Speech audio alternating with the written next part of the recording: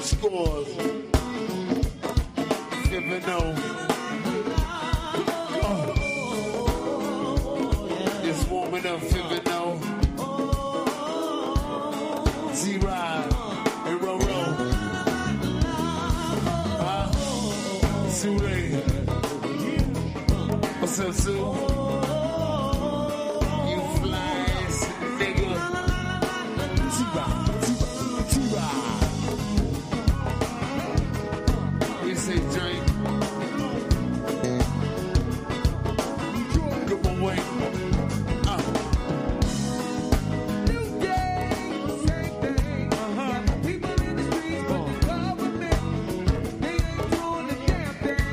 Turn up.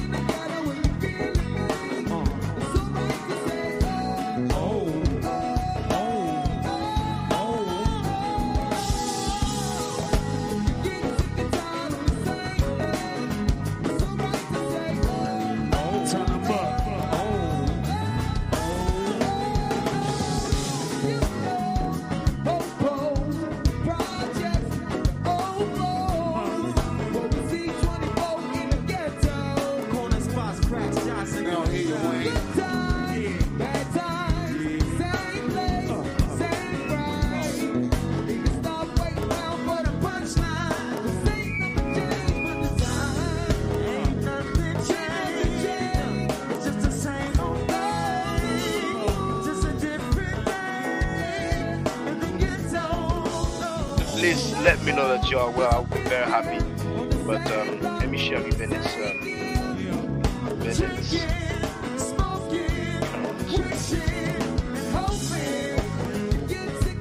Nice stream. Yeah, please thank you, Angelica. We should go great stream, Shaka. So here you have Venice live stream. I'm gonna put my outro. I'm gonna do my closing remarks if I remember it, because I used to know it by heart. Stay safe, stay healthy. If I'm allowed to battle the Jello, I will definitely holler back at you. I don't argue, I stay back. If not part of the social, you're part of the problem. If you do not think right, you will not act right. If you know better, you will do better. Where to go in the Jello Hotel. That's all of it. For those who don't know. I'm giving them the and here, that's the flyer. Okay.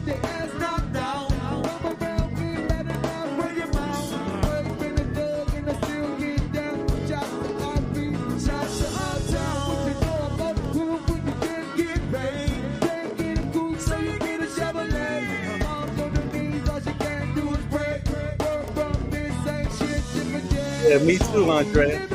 Living in the ghetto and you feel me. Somebody say, oh, oh, oh, oh.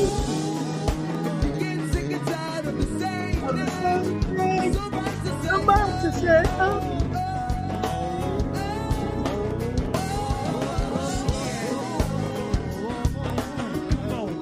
I like to think if you coming out. I like to think if you coming. Like to think if you coming. Like to think if you coming out. I like to think if you coming. I like to think if I like to think if you coming out. What's up, Dave? What's up, David? You there? Yo, it's been crazy. It has been a crazy few weeks, y'all. No, it's been a crazy few days. It's been a crazy few days. Everybody's being outed. Everybody is being outed. I don't even know what to say next. But what it looked like is what it's turning out to be. What it looked like is what it turned out to be. It's turning out to be that way. All these people is doing what? They're getting called out for, doing these dark things that they knew damn well was wrong, but nobody held nobody accountable. The money was what made the wheels turn. So there was to there was to be no accountability from music, the music industry. Women have been complaining about. I mean, and I'm not. The issue is not just women here, but the reality is women have been complaining about sexual assault in the music industry, in the entertainment industry, for a hell of a long time. And guess what? This shit just wasn't working. Nobody was giving them the benefit of the doubt. Money was ruling, money was reigning, and money reigned, and money is still going to try to reign, but finally you can see that women are starting to be heard just a little bit, and that little bit got people running for the crack, some crack to go run in, slip into and hide for a while. And the sad part about it is that men, when it comes to sexual assault, I mean, there's been a couple of guys speaking about it, but for some reason, folks haven't been backing it. It's like this thing about Bambaataa, it really makes me wonder, like, why aren't men completely offended by this? Why aren't men, there's one man got a civil case regarding Bambaataa. One person. It's a John Doe. Yeah, exactly. It's a man. One person brought up a civil case against Bambaataa. The case is soon there will be a verdict on it. Bambaataa was a no-show. There was no defense. And so by default, he loses that case. You don't know what the outcome is going to be until the judge gives it officially.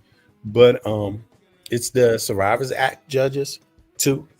And they got a lot of cases that, because of the New York City law, there was a lot of cases, not just the bigwigs, not just the entertainment moguls got cases.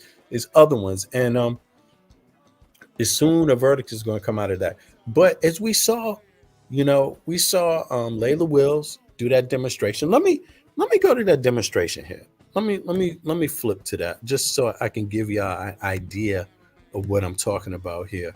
Let me see. I'm gonna call this up on the screen here just so y'all can see, so we can get a good idea. It's sad. There in my mind there wasn't a whole lot of support, but let's see here. Layla Wills City Hall demo. Now let's see here. There was a demonstration. Now let me see if I can find it live there. Where they at? Here they go. They're right here. Here they go. Now let me put up the I know sister is supportive, but let me just put this up just in case. Here we go. The copyright disclaimer under Section 107 of the Copyright Act of 1976. Allowances made for purposes such as criticism, comment, news reporting, teaching, scholarship, education. Now, if you pay attention, they're going to do a look around. And they were out here. People was out here. But if you notice, there's people that wasn't out there.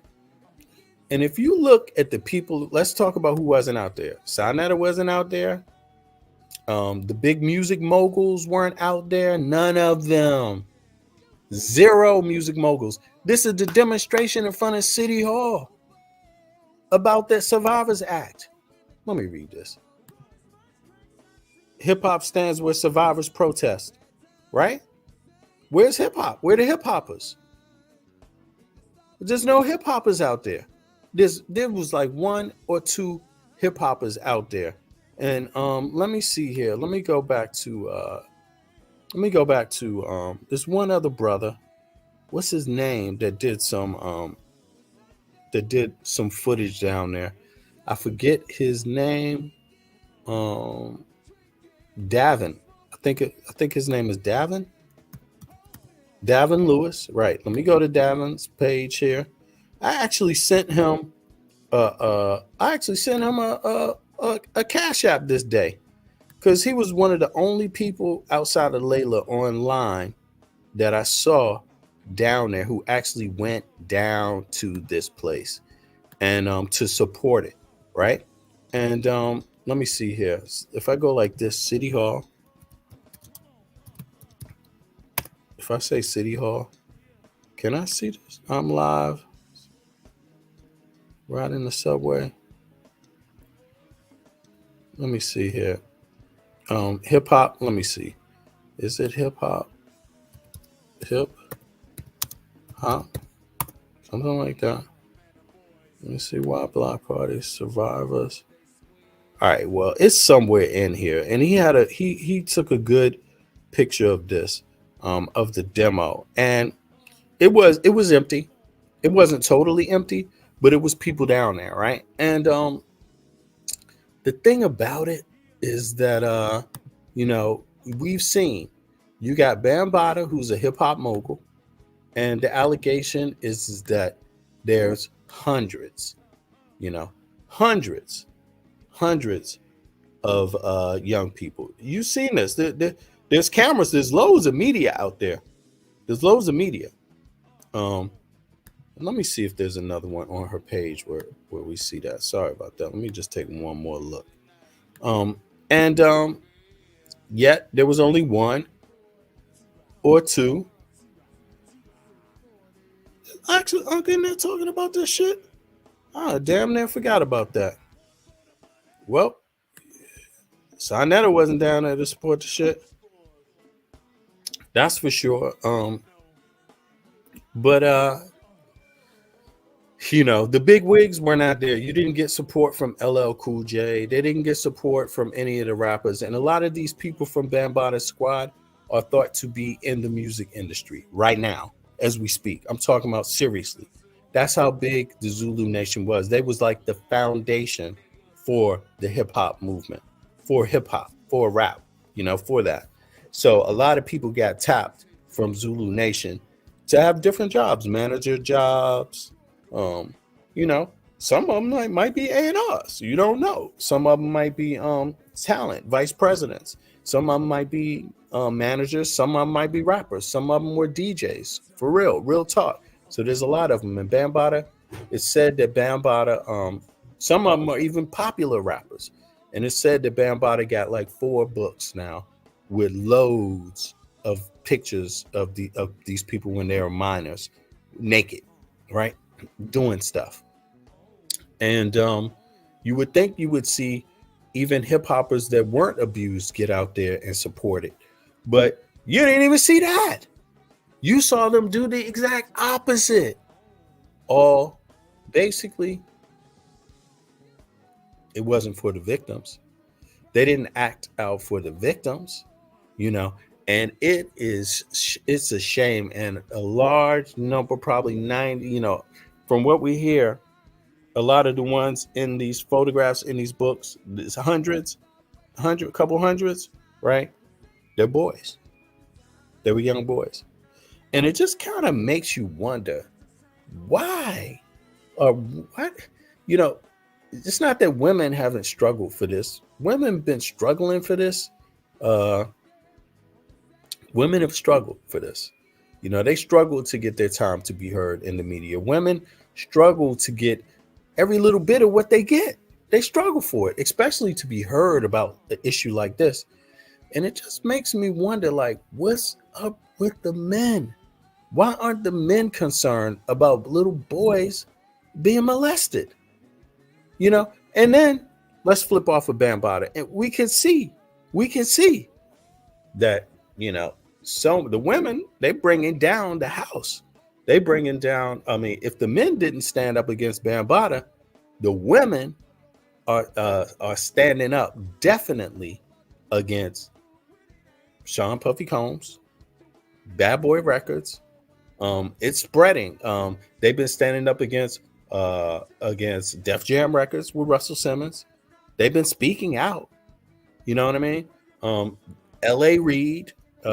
What's L.A. Reid's record label called? Shit, L.A. Reid. What's his record label called? Let me see here. L.A. Reid. Anybody want to hop up on the panel? Feel free. Let me drop the link. Did I drop the link? Let me drop here. I'll drop it again. It's just open conversation today. I'm just getting it started. We can talk about anything. But this one is just really, recent. L.A. Reid, yeah, it's damn. What's his record label? I forget the name. Well, he's been with Def Epic, right? And Arista. There you go. I mean, but if you look at these labels, these guys just flip around from one label to the next label to the next label, and I kind of wonder what that's about. It seems more like a conglomerate, and not really separate labels, but they flip around from house to house, and he was accused, right, himself, and he even had to step down. Right now, he's got a current case. He's got a current case too, right now, and so of sexual harassment. Now, yesterday, it's not only this kind of stuff going on with women, right? A couple of days back, we was talking about two men that were murdered, two famous record execs. One, Shakir Stewart, right? I'm gonna bring his face up again. Google. Let's see here. Shakir Stewart, right? We was talking about him. Here's the brother. They say he committed suicide, although loads of people say that's bullshit. And we were talking about what the motive could be. And I was saying, yo, all of this stuff they talking about, it could have been he was dating Puffy's wife. It could have been this. It could have. None of that shit makes me think this is none of this stuff is like a dude threatening you over a girl is not a reason to kill yourself. Losing $1 million in taxes when you're a record executive is not a reason to kill yourself. You're still a success. You're still a success in the music industry. You see what I'm saying? Like, and so it just didn't wash with me, right? Then we talked about another brother, Chris Lighty from the Bronx, was down with the Zulu Nation. Very popular. Represented Puff Daddy too. Represented the Jungle Brothers. Represented that was part of the Zulu Nation. He represented a lot of LL Cool J, 50 Cent, Puff Daddy. He represented a lot of stars, and also they say that he committed suicide, right? Chris Lighty. Now this is the part that is just incredulous. These men are dead, right? And the suspicion has been, as I played to y'all the other day, and other people know, the suspicion has been that this little Bambaataa type of style, this thing like Puff Daddy has been doing, taking pictures, getting people to perform certain types of sex acts and taking pictures, this mob type of stuff, the extortion move, right? That's what people have been saying was behind these guys. They're even saying, if they did do that, then it must be extortion. It must be because they didn't want their families to know. You see what I'm saying? That's what people are suspecting. But check what I stumbled onto. This is what popped in my mind too. Like, this has got to be because I've heard rumors like this years ago in the music industry. I've heard rumors about this. Criminals hang around the industry, and I'm not just talking about your average type of criminals. I'm talking about the type that are quite dubious. You see? And then suddenly, after I did that live, talking about Chris Lighty, one I talked about, one live is called "What do you think happened to Chris Lighty?" Let me put this up in the joint actually, so y'all know which one I'm talking about. YouTube, and I did another one called "What do you think happened to Chris Lighty?" and the other one was Shakir Stewart. What do you think happened to them? And here we go. I could put this up on here. Stop sharing screen. I'll put this up. And then is it this one? Boom. Yeah. And then days after that, I stumbled across a video. You see this video right here. What happened to Shakir? And this is the second one. What do you think happened to Chris Lighty? So peep those videos. But then while I was looking into this, after I did these lives, I stumbled across one live that I had never seen before. And that is, let me go into my history. And this one, just to give you guys an idea of what is said to be going on in this industry. And it is not good. It is not good. It's bad. And the question remains, why are men willing to put up with this shit and women are tired of it? So let me put this up here before I play it. It's this brother Gully who's been very consistent. You know what I'm saying? Very consistent. Gully TV for a minute. In fact, he did an interview. He does some pretty decent interviews of some interesting characters. You know, both in music and both in the both urban legends, you could say. He did a popular interview with one guy that was in jail for like 5 years from DC in the feds. That was pretty interesting. The guy named Sean Branch from Northeast, from the same side of town as I'm from, right? I know some cats that actually know him. You know, Northeast is not that, DC ain't that big, and the part of Northeast I'm from is like 5 minutes in car from where Sean Branch is from where Montana is. You know what I'm saying? And yeah, so so it's a small world. But in any case, let's hear this. Let's hear what he had to say about Gully TV had to say about Shakir. Let's hear this. Can y'all hear this? Greetings. I'm trying to get my dribble right. Make sure y'all go to the website and get right. I couldn't believe this. TheRealDribble.com. Go over there and get right. But man, it all makes sense to me now. Y'all come in here, let's kick it for a minute. Let's kick it. He died of extortion. And J Alpha, what's up? Pee Wee. Derek G, what's good? DC checking in. TheRealDribble.com. Go over there and get right, man. Got crazy knittage over there. Let me get the Rollo sack. Got crazy knittage over there, man. Go over there and get right. Indeed, Norma. Indeed. That in the air today. Brooklyn, what's up? The Shakir Stewart situation. All right, listen up, y'all. Check this out. Check what he said. It all makes total sense to me. It all makes total sense. The tapes, the Marley tapes. Gonna call it the Marley tapes. Oakland, what's good? Make sure y'all go to the website and get right.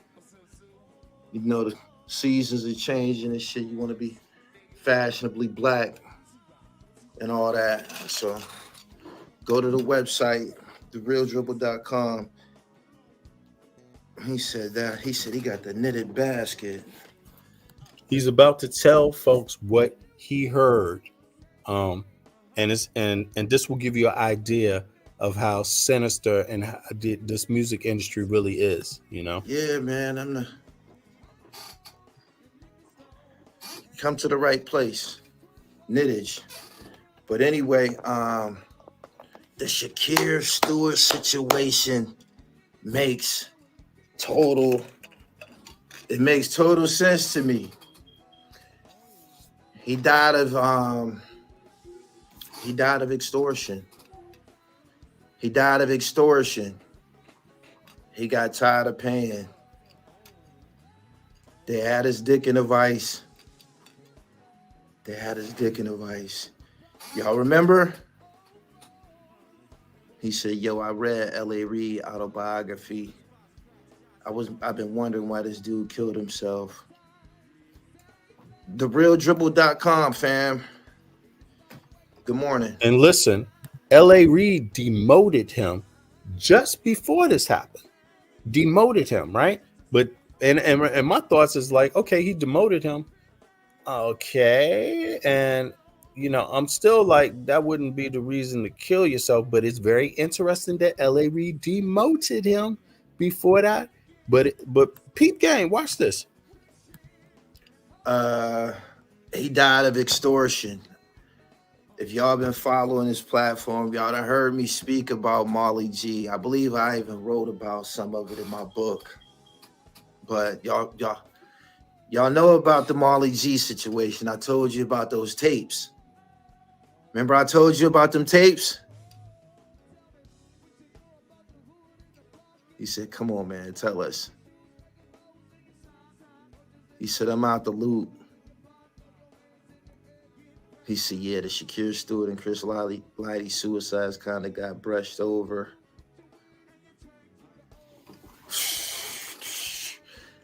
I believe he died of extortion. I believe he was on the Molly tapes. Look, I never heard this one by Gully before, but just listening, just reading the news articles and the things that the wives said and the things that the friends said, and then knowing the music industry, and then I put 2 and 2 together and I was like, I'm sorry, this got to be extortion. He fell for what a lot of people fall for. And if you going into the music industry and you into this salacious kind of loose grabbing up, if you into sex, if you into drugs and all of this loosely, and if you're just a stupid person, you can get lined up forever, because they have these kind of games there. They want to know what you want. And if something is your weakness or you make a mistake, there's plenty of people there ready to capitalize off of that mistake in the worst way, or capitalize off of your own poor character. Doing something for money that you know damn well you shouldn't be doing, but you do it because you think you ain't going to get that opportunity if you don't do it. That's how they rolling. And if you're not, there's plenty of people that don't go for that shit in the music industry too. There's plenty of people that get this shit going on without all that bullshit. And they can see it. The people, these scumbags in there, they can see what type of person you are. They rather promote a person they can control. I'm telling you, but that don't mean if you're not easily controllable, you can't find your way. But the sad thing is, peep this. I believe he was on the tapes. Yep. This, I had to grow into this. I had to grow into this conclusion. I had to gather information for years over a period of time. All the key players that I've been involved with have been mentioning his name to me. And I never looked into who he was and shit like that. But it makes perfect sense now. He said, that's a little heavy. I know. This is Dave, head of marketing at a ketchup company about to use Grammarly to handle a tight deadline. He said, November 1st, 2008, Stewart was found in the bathroom of his home in Atlanta suburb of Marietta with self-inflicted gunshot wound. He said, yeah, I heard he was on tape. Marley had those tapes briefly. It was some static about them tapes.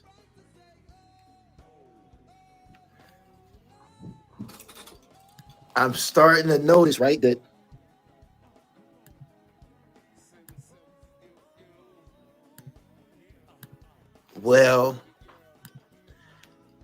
Reggie Wright and others have been mentioning this story. Incidentally, I don't think they know the depth of it. But Reggie got a recent video where he speak about certain people, and it's some athletes involved, and y'all know I wasn't getting into that, so I kind of I stood down all this time because of the athletes, but because of the alleged athletes. But on these tapes, extortion was a big part of the music and entertainment business. Extortion. He said Reggie don't care what he say right now. He said, who is he in relation to Tupac? No relation. I don't think they got no relation. Peace, Stephen. What's up, He bro? said, breaking news. It makes sense. It makes total sense. It makes total sense. It makes total sense. He was on them tapes. He was on the tapes. He was on the tape some type of way. My question is this, because I listened to somebody speak and they said that they was kind of lined up. I don't know how you can get lined up with a Blitz. I don't know how you can get lined up like that. I don't. Yo, when you messing in the music industry, you really have to go up in there and stand on your own square. That's how you got to be, because there's all types of people in there, all types of shit going on. And if you're not standing strong enough to stand on your own square and be like, nah to this or nah to that, and it ain't just going to be some offer for some weird ass shit like what he's about to explain. It's also going to be like, yo, you got to say no to drugs and things like this too. Yo, you got to watch yourself in the music industry. You know, you can't be trusting like that. Because there's real criminals in it. You know, serious criminal activity, you know, and this will give you an idea of what they mean. I mean, extortion is real criminal type activity. Extortion is not just some light shit going on. This is like to control you for a long ass time, your life, to threaten you. Whatever you get good out of it, they using that little slip up that you made or that fake character move that you made, and they're going to hold it against you for the rest of your life, to threaten you, to keep you quiet, to keep you controlled, to keep you signing and going along with bullshit slave contracts, to keep your mouth shut about other shit that you've seen. Like, really, I'm telling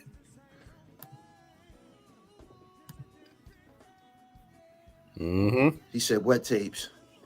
Marley G, when he was on death row or trying to be on death row, him and it's been documented. It's been documented about Dallas Austin. Marley G and them went out to LA and got around Snoop and all of them niggas, and they didn't want to be with Dallas Austin no more and shit. Right? So he kind of like he was rolling with Death Row and shit. He was rolling with Death Row. Boom. This is why you got, the Mr. Malik shit out there. They ended up, I guess, taking Malik, but this is around the time they're hanging around Death Row, right? Boom. They go into nightclubs with these niggas, but they kids and shit.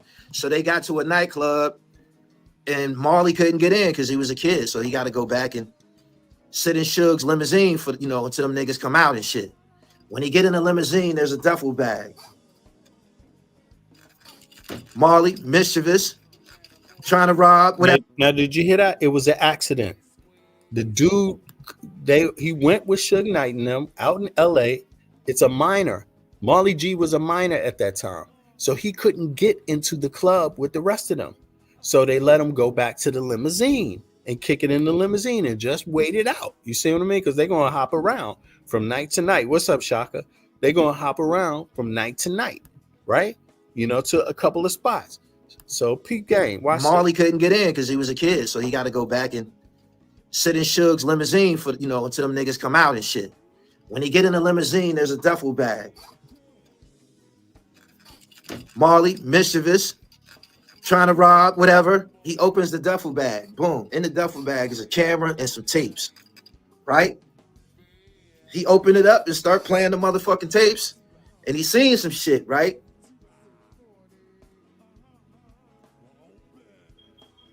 And I guess he broke out with the bag and shit like that. And they was gonna kill his little ass about that shit. They was gonna kill his little ass about this bag of tapes and shit. This is a true story. But on these tapes were people doing their thing and shit deviantly, extracurricular, marital, people cheating on people cheating on their wives cheating, niggas on Blade Time, different You know what he's talking about? Blade Time. He's talking about two dudes playing, swinging their things at each other, basically. types of extortion shit, blackmail shit that'll ruin you. And I believe that he crumbled under the pressure of extortion and shit. Word. Thank you. Go to therealdribble.com, get you one. He said Blades, yeah. Lord Piff, I heard that too. And I heard that too. And I heard how people might have felt about that, what you just said. But it was this. I'm telling you, it was this. It was these tapes. He was under pressure for these tapes. I'm telling you. I heard he was messing with Kim Porter. My man said was... You see, we went over that too. We saw that. It's people that there's evidence of that. It's written. There's real messages between them. That's a real thing. But would you kill yourself over that just because Puffy's mad you messing with his ex? Is that what you're going to kill yourself over? Is that what's going to get you? Nah. No. I doubt that very seriously. But check it out. Tape in that bag. I believe so. I was waiting for somebody to say that. Y'all read that. Y'all make sure y'all read in the comments because some shit I ain't gonna say. Capers, I appreciate your super chat. Yes. I told you it was some athletes. And some I believe Kirk Franklin was on there. Kirk Franklin. Mm-hmm. Some athletes. It was more than it was plural athletes. Some athletes that'll fuck you up. But listen, right? Boom. It was damn, who was on them tapes, man? I can't remember, man. He told me so long ago. I used to know the names. Now, see, I appreciate your super chat. It didn't. I know Kirk Franklin was one of them. And it was more, man. I just can't remember. But a lot of the people was people that was a part of Black Atlanta, like living around Atlanta and shit like that. True story. Damn, man, who the fuck was on them tapes, man? Music executives, like some major hitters is on these tapes. And you can imagine the types of people that was on this type of activity. Yeah. I appreciate your super chat, Hood. Current events in the building. He said, wow, Kirk Franklin. It was more. Y'all got to do y'all research. I can't say this shit. Not because of fear, because of opportunity. You know what I'm saying? But I'm telling y'all, if y'all say it, I'll tell you whether you're right or not. Mackin, Shizavelli. Correct. Hustle Hard Comrade in the building. I appreciate your super chat. I believe that Shakir was on the tapes. I believe that.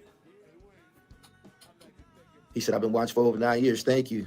He just think who was popping around 2006, 2008. You could damn near guess. Damn, man. This story is all true. And if you want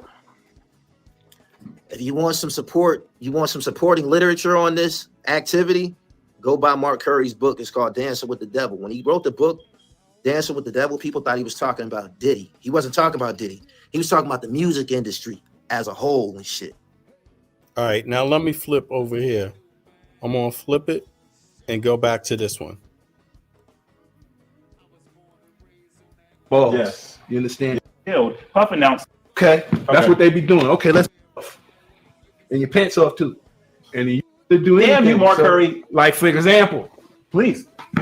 they might say, hey, you know what? I'm gonna give you $1 million. I'm gonna give you $2 million. I'm gonna give you $100 million. But before I do that, I just want to take a couple of pictures with you, with your shirt off and your pants off too.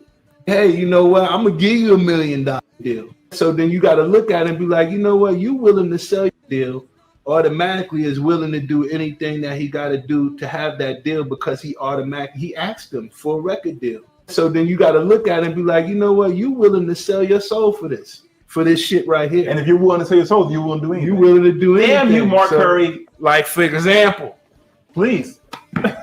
they might say, hey, you know what? I'm going to give you $1 million. I'm going to give you $2 million. I'm going to give you $100 million. But before I do that, I just want to take a couple of pictures with you, with your shirt off and your pants off too. And then you be like, $100 million, shirt and no pants. Okay, that's what they be doing. Okay, let's do it. Okay. So then now, here go your $100 million. So then now you sitting there with your girl. She got the diamonds and the fur on. She look good. Mm-hmm. So all of a sudden you see somebody in the background flashing those pictures in that envelope at you like this, telling you to come in. We need to talk to you. You be like, wow, now you got me by the balls. Yes. You understand? Yes. So then that's when a lot of things come in to play too, without me having to speak on other things. Mm-hmm. There it is. And you see, this is the old extortion move. Now, this happens. Yo, there's a lot of people caught up like this. It's not just the music industry. Look, there was a guy over here, a Danish politician, right? He got caught up by the Hells Angels in some sort of, trying to buy some sex in somewhere. And what they do, they got him in one of these brothels over here, and they got him on camera and was trying to extort him. I mean, this is the old extortion move. Gangs and criminals, they do this shit all the time. That's why when you a dude, man, listen, the honeypot. Look at Jeffrey Epstein. You think this, look at this shit, man. This is the old extortion move. And the move works a lot of times with a lot of people. Jeff, I don't even know how to spell his goddamn name. Jeffrey Epstein. Epstein. Oh, okay. It's spelled with a. Okay. Look, this guy had an island, right? And you got to ask yourself, why is he gathering young girls, and why is he bringing men to his island with these young girls? What is it about? Is it just for? See, you think a dude organizes this, or goes through all that trouble, brings these politicians to an island, brings these successful men to an island, arrange these girls for them just for what? So a few dollars or something like that? No, it's control. It's control. And the question you got to ask is, what it was Jeffrey Epstein trying to extort from these people, and who is really behind the extortion? Who is he selling the information to that he extorted? And if you notice, they got those computers. Man, they got a lot of stuff, but here's the thing, you don't know. You see Jeffrey Epstein is dead. And what'd he do? He hung himself, they say, in the New York prison. I mean, who knows what that's about? But here's the thing. Everybody that knows this kind of situation know that the honeypot is an old extortion move. Promise sex to a dude with money or a dude with power to take video, to take pictures, to come along later and extort that person, to control them, to get some information from them, or to get them to do something you want that important person to do. It's control. You see what I'm saying? And it just so happened that the music industry, they got a lot of cats running the extortion move. But back to Bambaataa. With the young kids, there's a lot of cats that's into pedophilia.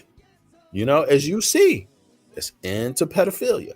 Sadly enough, that's what's going on. But it's not that. You got cats up there. If it's not those things, if you're not into little kids, which some of these dudes is into little kids. If you're not into young girls, which some of these dudes is into young girls. If you're not into freaky sex and pedophilia, okay, maybe if that's not your thing, maybe drugs is your thing. Maybe you like getting high. Then they're going to give you a whole lot of that too. You see what I'm saying? Whatever it is to kind of control you, they're going to try to do that. And if you're not standing on your square, and there to handle your business and mind your business, your ass can get extorted. You see what I'm saying? You could get or lined up, and it's happening. It's happening all the time, way more than people think. And the American public is just buying it. The American public been shaking the ass to Bad Boy Records. The American public has been down with it. The American public basically letting the fucking music industry, letting these cats do it. Look at this. Just pay attention to this. There's some other little things you could peep here that don't make no damn sense. Anybody with a brain should be able to look at this. Just watch what happens if you say this. L.A. Reid. Oh, I spelled that the wrong way, but it don't matter. But here, L.A. Reid, right? Let's go back to his profile. And yes, this dude currently got a civil case against him for what? Sex Survivors Act, Adult Survivors Act. Now, just look at how this reads. Let me blow it up for y'all. I mean, again, back to the mob shit. Look at how this reads. Antonio Marquis L.A. Reid, born in blah, blah, blah, is an American record executive, A&R representative, right? You know what an A&R is, right? It's a division of a record label or music publishing company that is responsible for scouting and overseeing the artistic development of recording artists and songwriters, right? So liaison between the artist and the record label or publishing company. And record producer. He's also a music maker. Wow, damn, he got his hand in the cookie jar and in different pots, in different jobs, So he want to be a manager too. But in any case, he's the founder and served as chairman of Hitco Entertainment. Okay, Hitco Entertainment. He also previously served as CEO of Epic Records, Island Def Jam, as well as president and CEO of Arista Records. You see what I'm saying? Now check this. Check that out. You see how that reads, right? Now let's go back. Just keep what that is in your mind. Then say this. Look at this. Clive Davis. Look at this. And look how this reads. Look how this shit reads. Come on. It's pretty obvious this is a mob move. This is these people are stealing money. Look at this. Clive Davis is an American record producer, A&R executive, and a lawyer. Now he got one extra stripe on his shit. He's one of the manipulators, the major manipulator. He's going to set up other cats to manipulate because he's a lawyer. Look, he has won 5 Grammy, blah, blah, blah, blah, blah. Anyway, from this time, he was the president of Columbia Records. He was the founder of Arista Records. Then he went over to Arista, right? Then J Records, right? Then from J Records to RCA Music Group. Then RCA Records, Arista Records, then BMG. He's just flipping around from label to label. Just flipping around. It don't even matter. Just flip around. Who else? Let's see this. Let's see who's another. Let me see. Now, actually, hold on. I'm sorry. It's important. I should have stayed here just so you can see how all these cats are intersecting, flipping a company, but they're still intersecting. Look, let's go down. Let's go down and see. Look at this. J Records, Sony Music. You see? Look at that. Bertelsmann Music Group. That's BMG. RCA Music Group. Right? You see? Sony Music, Sony BMG, Arista Records, RCA. Look, Sony Music and Sony BMG. You see that those companies merging, remerging, reshifting, rechanging, and they got the same cats flipping around jobs at the top of each one. They just change it up. It's like musical chairs. Look at this shit. Russell Simmons. It's that they running game off of, and they making it so complicated that you as an artist, you would not have a fucking chance of even knowing what's going on. Look at this. Check this. Def Jam Recordings, right? He's the founder of Def Jam. Sure. Look at this. Universal Music Group. You see? Look, I mean, Universal Music Group, Island Def Jam Music Group. Yeah, because then they merged with Island. which is also under the other one, which is also going to flip and emerge into the other one, which is then going to, they keep just it's just musical chairs, y'all. It's all, to be honest with you, this shit's all mob. And they doing what the mob do. Scam you out of your paper, extort you, and leave you high and dry and broke. That's the game they got going on right now in the United States of America. This has been the standard. And look, music companies around the world in other countries, they look at this shit and they're like, damn, but what can they do about it? Because the US companies are the most powerful ones. What can they do about it? What can they do? They're like, damn, the Americans want to run their publishing system like this. They want to have this kind of lawlessness going on in their publishing companies and in their record companies. They want this kind of atmosphere for their citizens like this.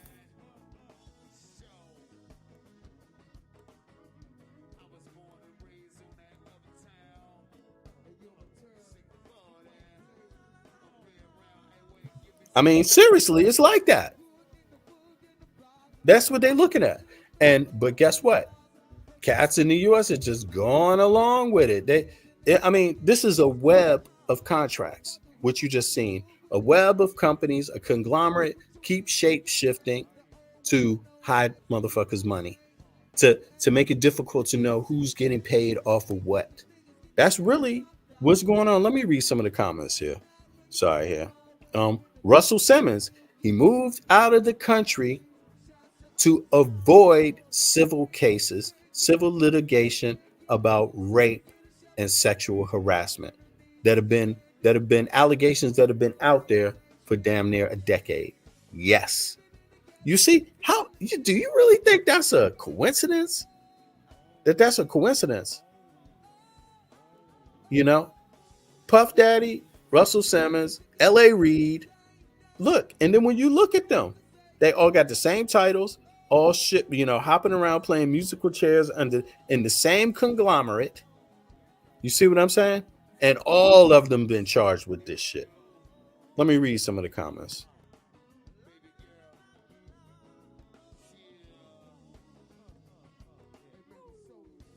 Here we go. Yep, modeling even bank businesses. Yeah. A big international industries and real thugs. I mean, they operating openly like thugs, bro. I mean, you have to understand that that's what this is. But when you're a young person doing, you watching TV, you see this, you pick up an instrument, you start playing, you get inspired, and you go into this shit and ain't nobody telling you what's going on, man, you are going to get screwed royally. You're going to get, and these people are going to come to you like smiling, treating you so nice. They're going to be lining you up so nice. Lining you up so nice. You're going to be the new person in the room with a whole bunch of other people that know all kinds of shit you don't know nothing about. They know the dirt about the next person. They know how they lined up the last dude and the one before that. They know how the last artist that they signed after a year or two got angry, came up to the record company, cursed some people out, threatened some people because they lost all their money because some contractor dude in the office had them sign with a smile. The people in the room know all of that shit. And you know what they're going to do? Because you knew? They're going to do it to you too. You see what I'm saying? That's what's going on in this place. I don't even know where I fall in this, like whether to blame the person wearing the suit or the victim. You know what it is, bro? It's I don't know. I understand what you mean, man, totally. And all I could say is that certain people have damn, what was our brother here the other day saying? He called it spider senses. Like me, I have spider senses. I can be in a room with shady ass people and I'm picking up signals, like serious signals from people. I'm telling you, like really, that's how I am. But everybody's not the same, and I think my background coming from the streets somewhat, and then also being a people person as a DJ, having to deal with a lot of people. By the time I got to that point in the music industry and record company, this kind of situation, I already knew that there was a lot of shady characters. You see what I'm saying? So I was on my P's and Q's on my square, and I was only really open with my own homeboys that was on the contract. You see what I mean? Nobody else. Like nobody else. You hear what I'm saying? Like nothing. You see what I mean? That's how my experience was. And had a good old time up in Quad Studios, recording the goddamn album with a world-renowned engineer with the biggest budget on the goddamn label that my homies were signed to. You know, I had a production deal under them. You see what I'm saying? Under their production company, but they had the record contract. You see what I'm saying? And you know, and you know, my senses was already up on this, and I wasn't trusting no goddamn body. I wasn't even in it for that. In fact, I was the other way around. I was on my DC shit with my DC homies, and if any one of them would have said, yo, this is what we're gonna have to do to this person, it's gonna get done. you know, that kind of thing. Like, so it wasn't about no trust. It was about, we came here to do our shit, and F the rest of y'all, whatever y'all talking about. You see what I mean? Let me see. When it comes to adults, I mean, all right, I got you. Yeah. Yep. Then the people are outraged 30 years. Man, but people got to know this shit. After a while, you see enough of this shit, and you got to be like, yo, it's the system. The system is allowing this bullshit to go on like that. Man, this is highway robbery, what they doing to artists. Just for music, ain't no need. Nobody have to run a business like that. Like, but they've been getting away with it, and it's highway robbery, so these cats can get millions from other people's work. Rob them, and in the most criminal way. Can you believe this? Like, extorting people, extorting a man that has children, that's working hard, that loves his job, loves music, and you putting him in a situation where now people are killing themselves because you got pictures of them. Now, I'm not vouching for what anybody does. I think that's wrong, man. You got to stand on your square. And if you got to say no and lose $1 million and not get that contract, that's what the fuck you got to do. That's called morals and ethics. You got to do that. You got to know how to do that every day of the week. It doesn't matter what job you have. If they offering you $2,000 or $3,000 or $6,000 or $5,000 a month, or if they offering you $1 million, that's what you got to do in this world, or you're going to get played like a sucker. You see what I'm saying? And that's what you see happening here. And a lot of these cats, they look like they rough and they tough people and they strong people. No. A lot of them at one time or another had a weakness, and somebody caught them out of pocket with that weakness. You see what I'm saying? And yeah, man, it's just so sad. But in any case, I have to say myself, I'm faulting a lot of the men, because look at what you see here. Russell Simmons is a man. L.A. Reid is a man. Puff Daddy is a man. Africa Bambaataa is a man. You see what I'm saying? You know, so I think and then you look at, do they support the survivors?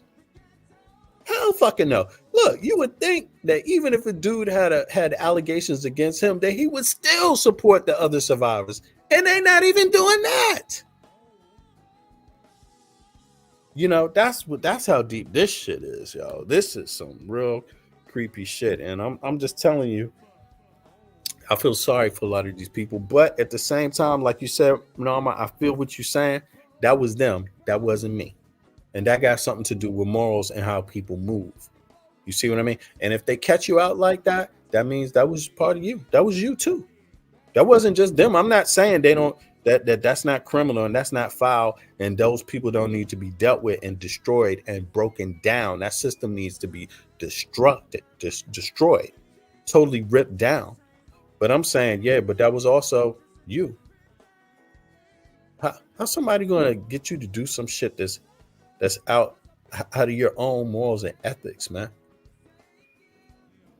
But you find people doing that for the money. And when they hold their card, when they hold those pictures up, you know, and they be like, they hold those pictures up. Oh my God. They hold those pictures up, yo. You be out there and you be like, thinking your life is going all good, right? And you're impressing people. You got your ride, you got your tract.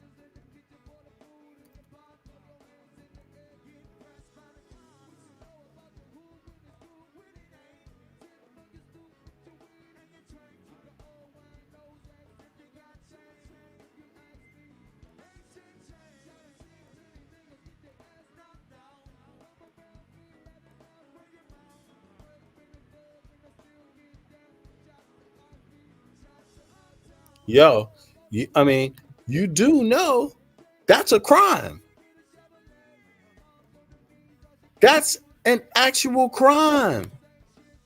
Did you hear that? Did y'all hear that? Let me roll that back here. I didn't play the video, so let me roll that shit back. What he's talking about is someone extorting.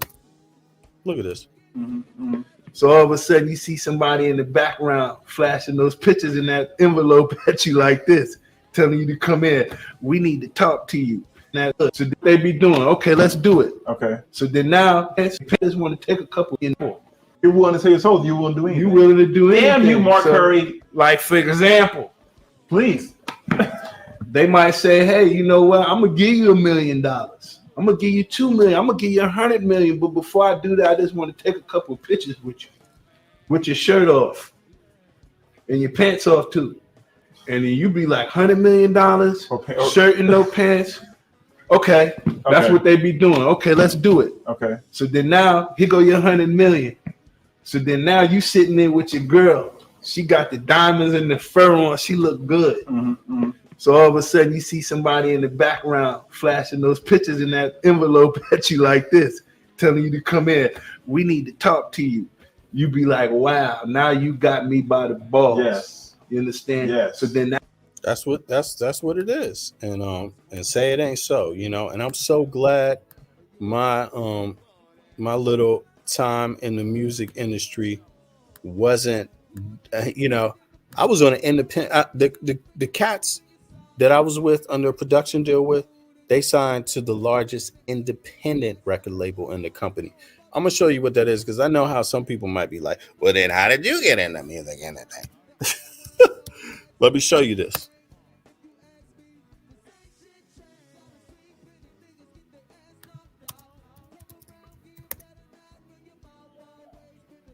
You see that?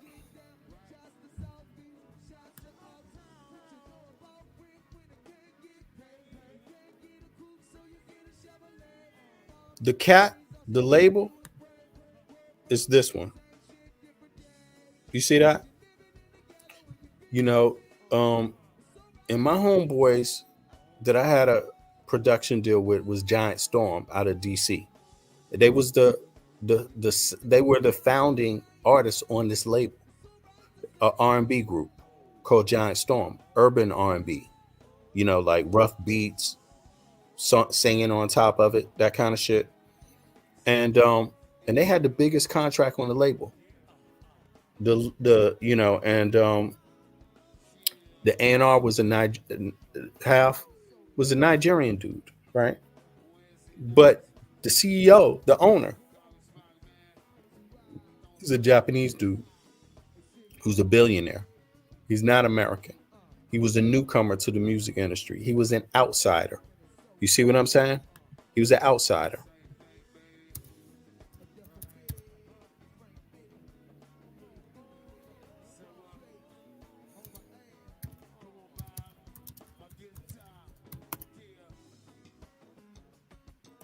See?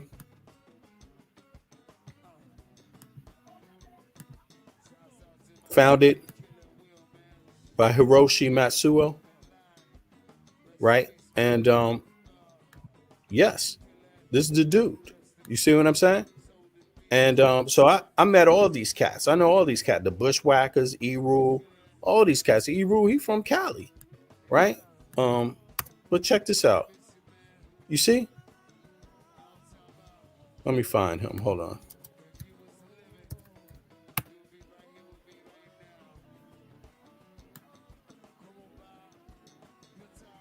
Where is he at? I got to get a real picture of him because I don't see him here.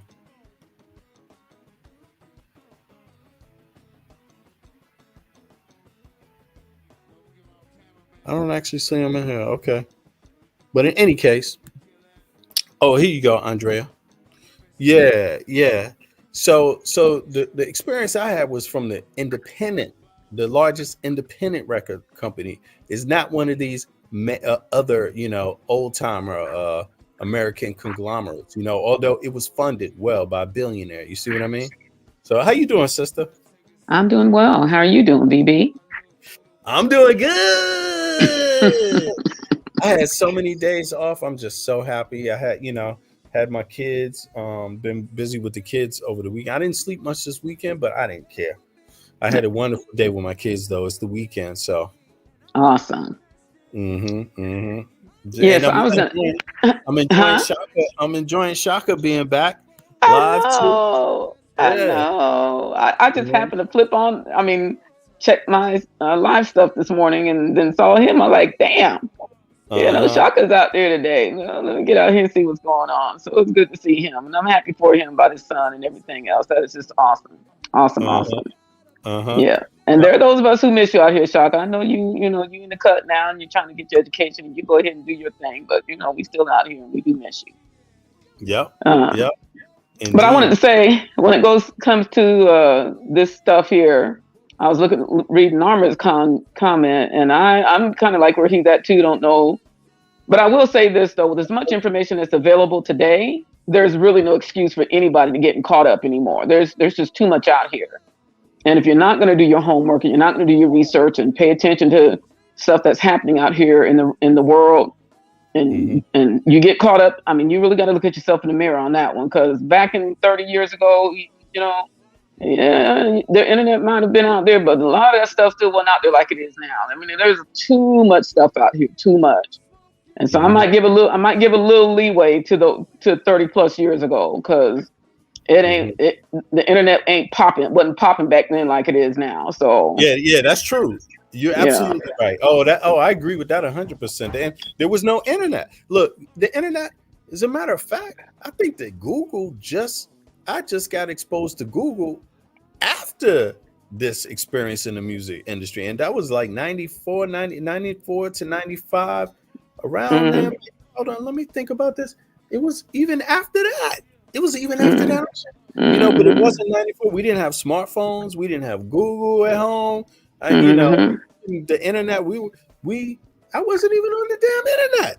Yeah, you had to go to the library. You had to go by word of mouth, ear to the street. All that. So that's why I wouldn't consider it fake outrage now, because even if you voiced something back then, it still didn't get that kind of traction like you hear today. It's taken 30 years for people to come out and say a particular thing to be heard. Because even back then, you weren't heard like you can now be heard on the internet and everywhere else that you can put your voice out to. So it might just and some of these things, it just takes time. And people, if people were, and we've been talking this for a while, even with Shock and everybody else, we've been saying for a long time, it's hard for people to come out and say something happened to them because of the relentless scrutiny that comes to you. Where were you? What were you doing? What were you wearing? How were you doing it? Why were you doing it? All those things are going to come at you. And some people just didn't have, I'm not even going to say strength of character, but just didn't have the strength to do that. And maybe now is where they're getting their voice. And I'm not going to call it fake outrage or whatever it is, because it just may have taken people some time to now say, this is what happened to me. And, or somebody they knew of that it happened to them. And so I'm just saying, I'm like, it's about time, I mean, Well, it's been way overdue, way overdue. Yeah, and there's two elements to that. Of course, the first element is your own character. Like, what do you do? What are you willing to do for money? And you know it's wrong, but you know what's going on is wrong. But are you willing to do it anyway just for this opportunity to do this business, right? So that's one failure when a person slips and says, you know what? Yeah, if I need this and whatever, you know, they might lose their mind under the pressure. You don't know. But that's just one aspect of it. The second aspect is that somebody's going to have some pictures and video and hold it over you for the rest of your career. You see what I mean? Okay. So when you're young, when you're young and coming to just becoming a quote unquote what they consider to be adult. I mean, I can see that to a certain extent with the younger people, but again, I with all this stuff, even at that age now, there's no excuse. They've seen all this stuff happening. They are probably more on the phone and stuff and more savvy with how to use this technology than anybody because they grew up with it. Unlike me, I mean, I'm the type of person. My cell phone has to be completely die for me to go get a new one because I ain't trying to. It's hard to keep learning new stuff, right? But with them who grew up with it, they know the ins and outs of all this stuff, and so they're going to almost be without excuse because they've had this accessibility damn near all their life, right? And so they have a whole nother purview that we didn't have because we didn't have all this. We had to go find it and go hear about it and go learn about it. But they don't have that. They don't have to run nowhere. They got it right in the palm of their hand. So, they need to, as much as they know how to have text fingers, they need to apply them text fingers and make sure they're going out here and looking at all this stuff and not getting caught up in it. Now, then if they choose to do that, knowing all this information, if they still choose to do that, then that speaks to their character and their morals, right? But if they don't do any background and no homework then yeah, exactly.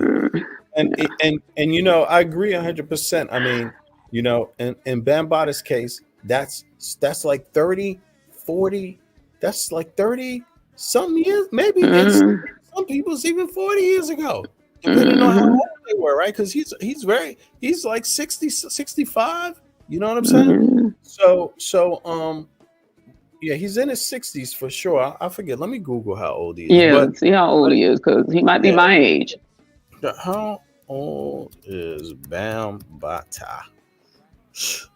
There we go. His name is 66. He's older than me. So this guy has got a long career. He's prolific. Yeah. Bronx, New York, and so that's something that's different. I guess it is a long time ago. It was before Google, and today everybody has Google, and I guess Casey's case was like 10 years ago. She was experiencing this 10 years ago. 10 years ago would make it 2000 and what was it, 13, right? 13. Yeah. 13, 14. And it just goes, but even me myself, I guess think about it. It depends on your situation. If you're a married man, right? You're a married man or woman, and you go against your vows to have a record contract, and somebody catch you on tape purposely to have something to hold on top of you, then you should have known better, right? That's what those vows are about. If you got, or even a girlfriend, a partner, whatever you want to call it, right? If you're a single guy, okay, that could be, or girl, that could be a little complicated because you may not know you're being extorted, right? You don't know. Well, you might just think, okay, hey, I'm young, I'm going to live, and you don't quite know what you're getting yourself into, and somebody got some pictures, right?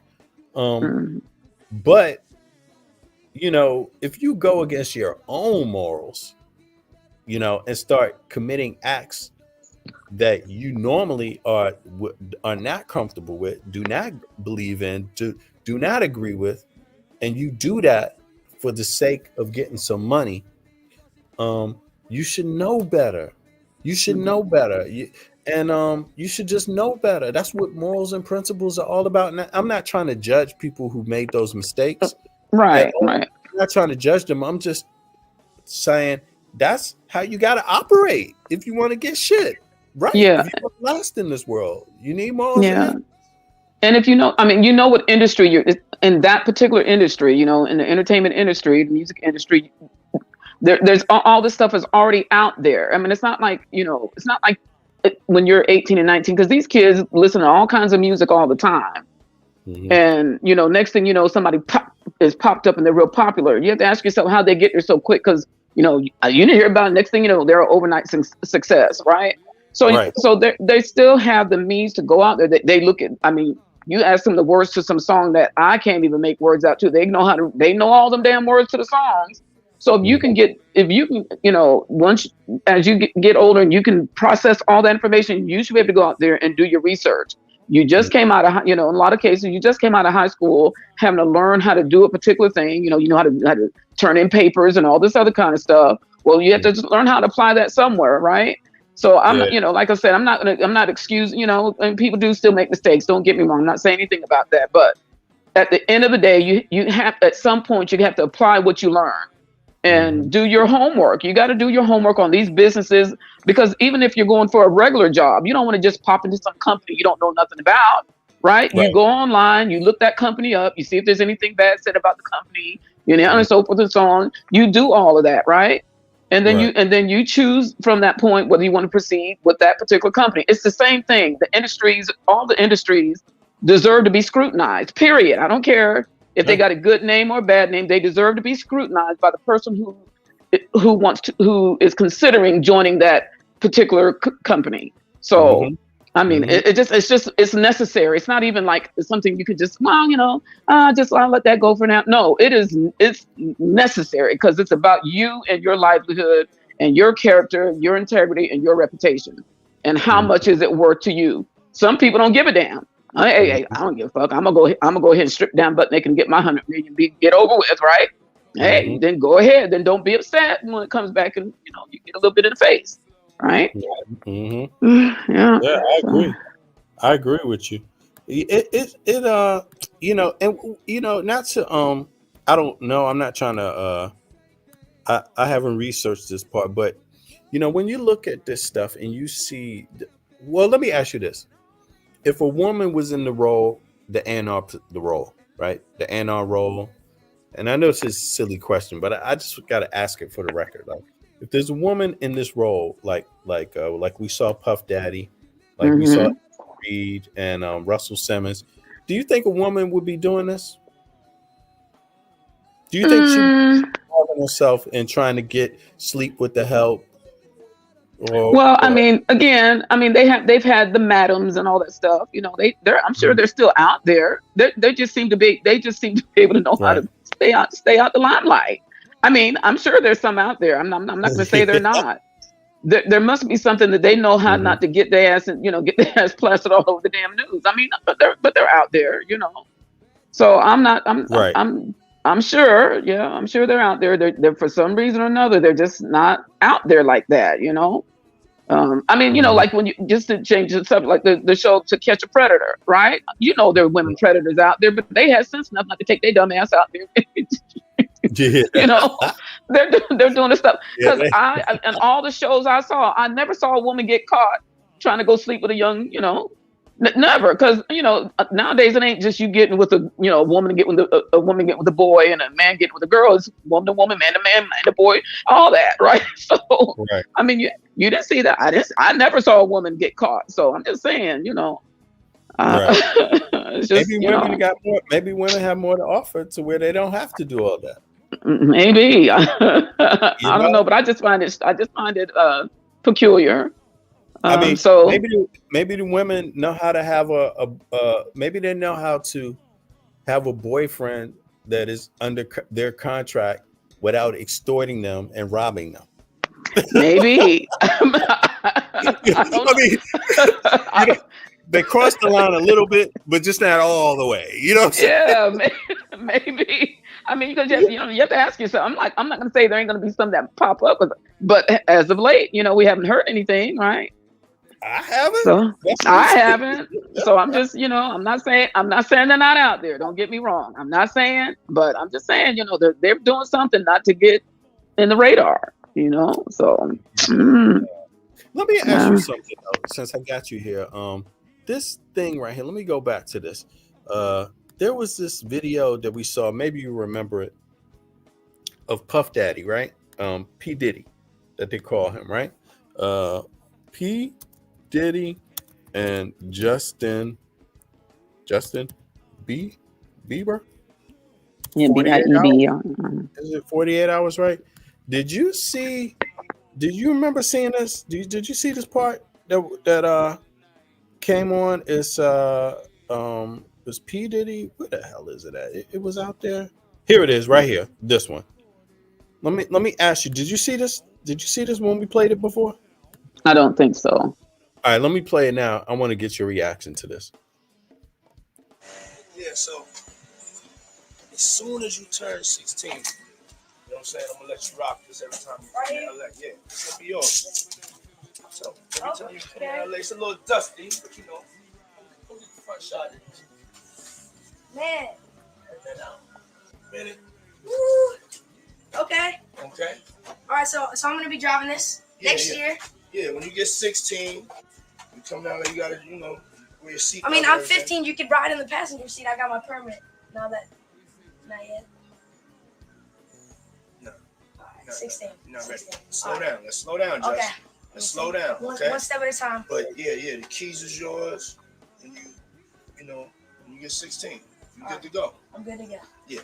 All right. And then when you get 18, you get the house. You get the mansion. Okay. Yeah. The mansion? Yeah. So where are we off to now? Where would you like to go? I mean, wherever you want to go. Where are we going? So check this out, yo. Justin, you ever seen the movie 48 Hours? Right now, he's having 48 hours with Diddy, him and his boy. They're having the times of their lives, like, where we hanging out and what we doing. We can't really disclose, but it's definitely a 15-year-old's dream. I have been given custody of him. He signed to Usher. I'm signed to Usher. I had legal guardianship of Usher when he did his first album. I did Usher's first album. I don't have legal guardianship of him, but for the next 48 hours, he's with me. So and we gonna go full crazy. Going crazy. Crazy. I'm taking this out tonight. What you want to do? What you want to do over the next 48 hours? 48 hours. Let's go. Let's just go get some girls. Let's go get some girls. Man after my heart. That's what I'm talking about. What you think about that? Well, I mean, it seems like he was grooming him, if he wasn't already groomed.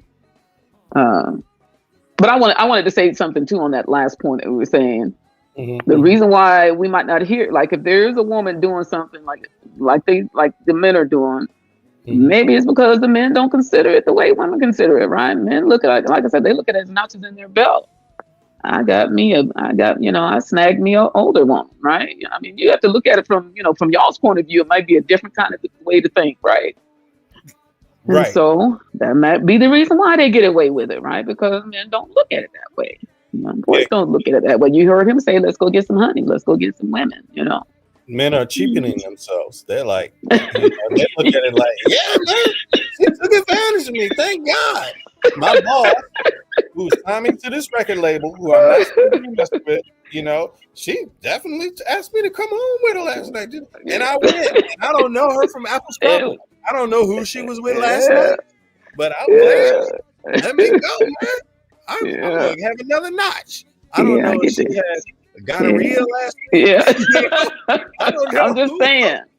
I'm just saying. It's just a whole nother vibe, right? And again, too, it may, I don't know. I'm just out here. I'm just speculating. A lot, it may be that when a man a man's actions are more violent, right? When it comes to trying to get that from a woman, where he's almost taking it from her.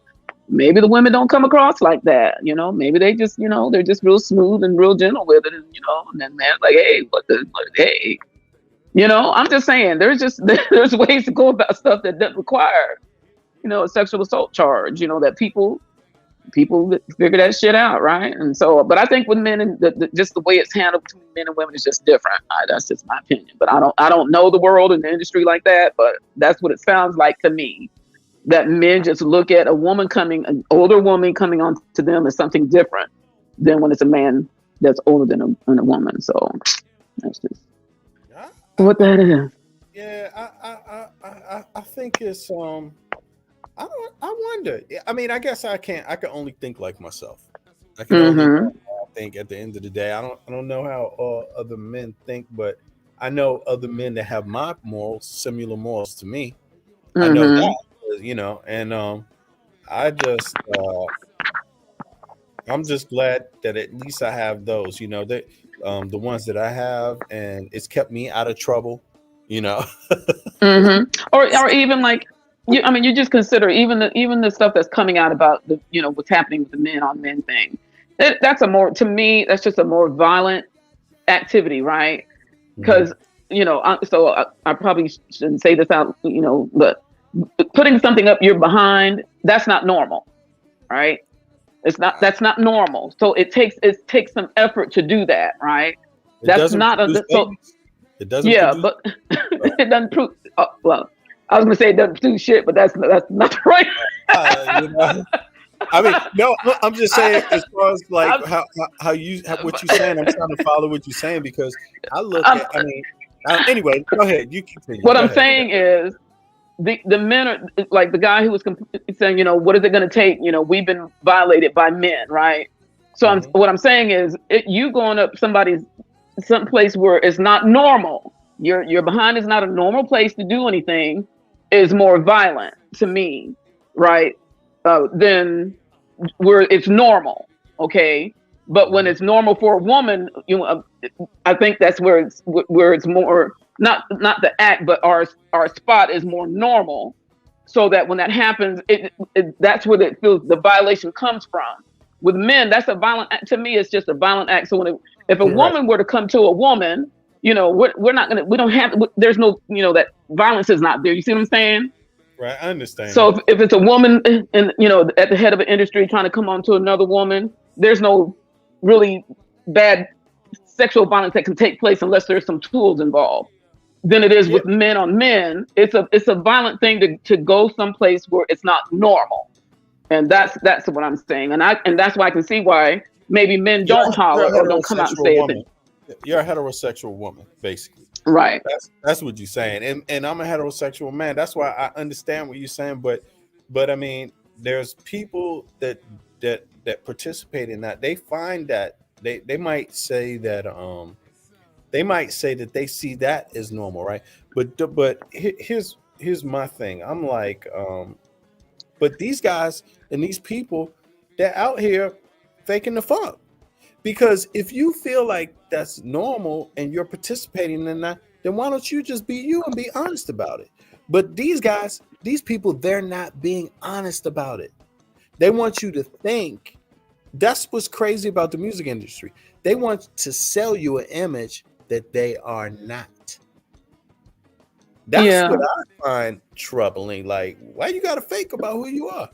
Yeah, but and that's true. But it is not. No, I don't care. I don't care the lifestyle you want to live. If you want to be a homosexual, whatever, that's fine. Be one. But it is not normal to put something up your rectum. It is not. That is not what it's for, and that is not normal. That's not a normal place to put stuff. It's just not. Yeah, I don't care.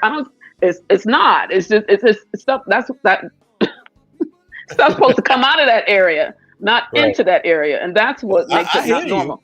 They can make it. They can normalize it all they want to until somebody gets something torn, ripped, and all that. It's not normal. It's just not. Normal. It's normal when you make it normal. Yeah. It's normal when you make it normal. It is. Yeah. I haven't made it normal. It's not normal for me. I don't know. It ain't normal. You know what I'm saying? Yeah. But, I think it's just it's but apparently, as you heard, these cats are liking it.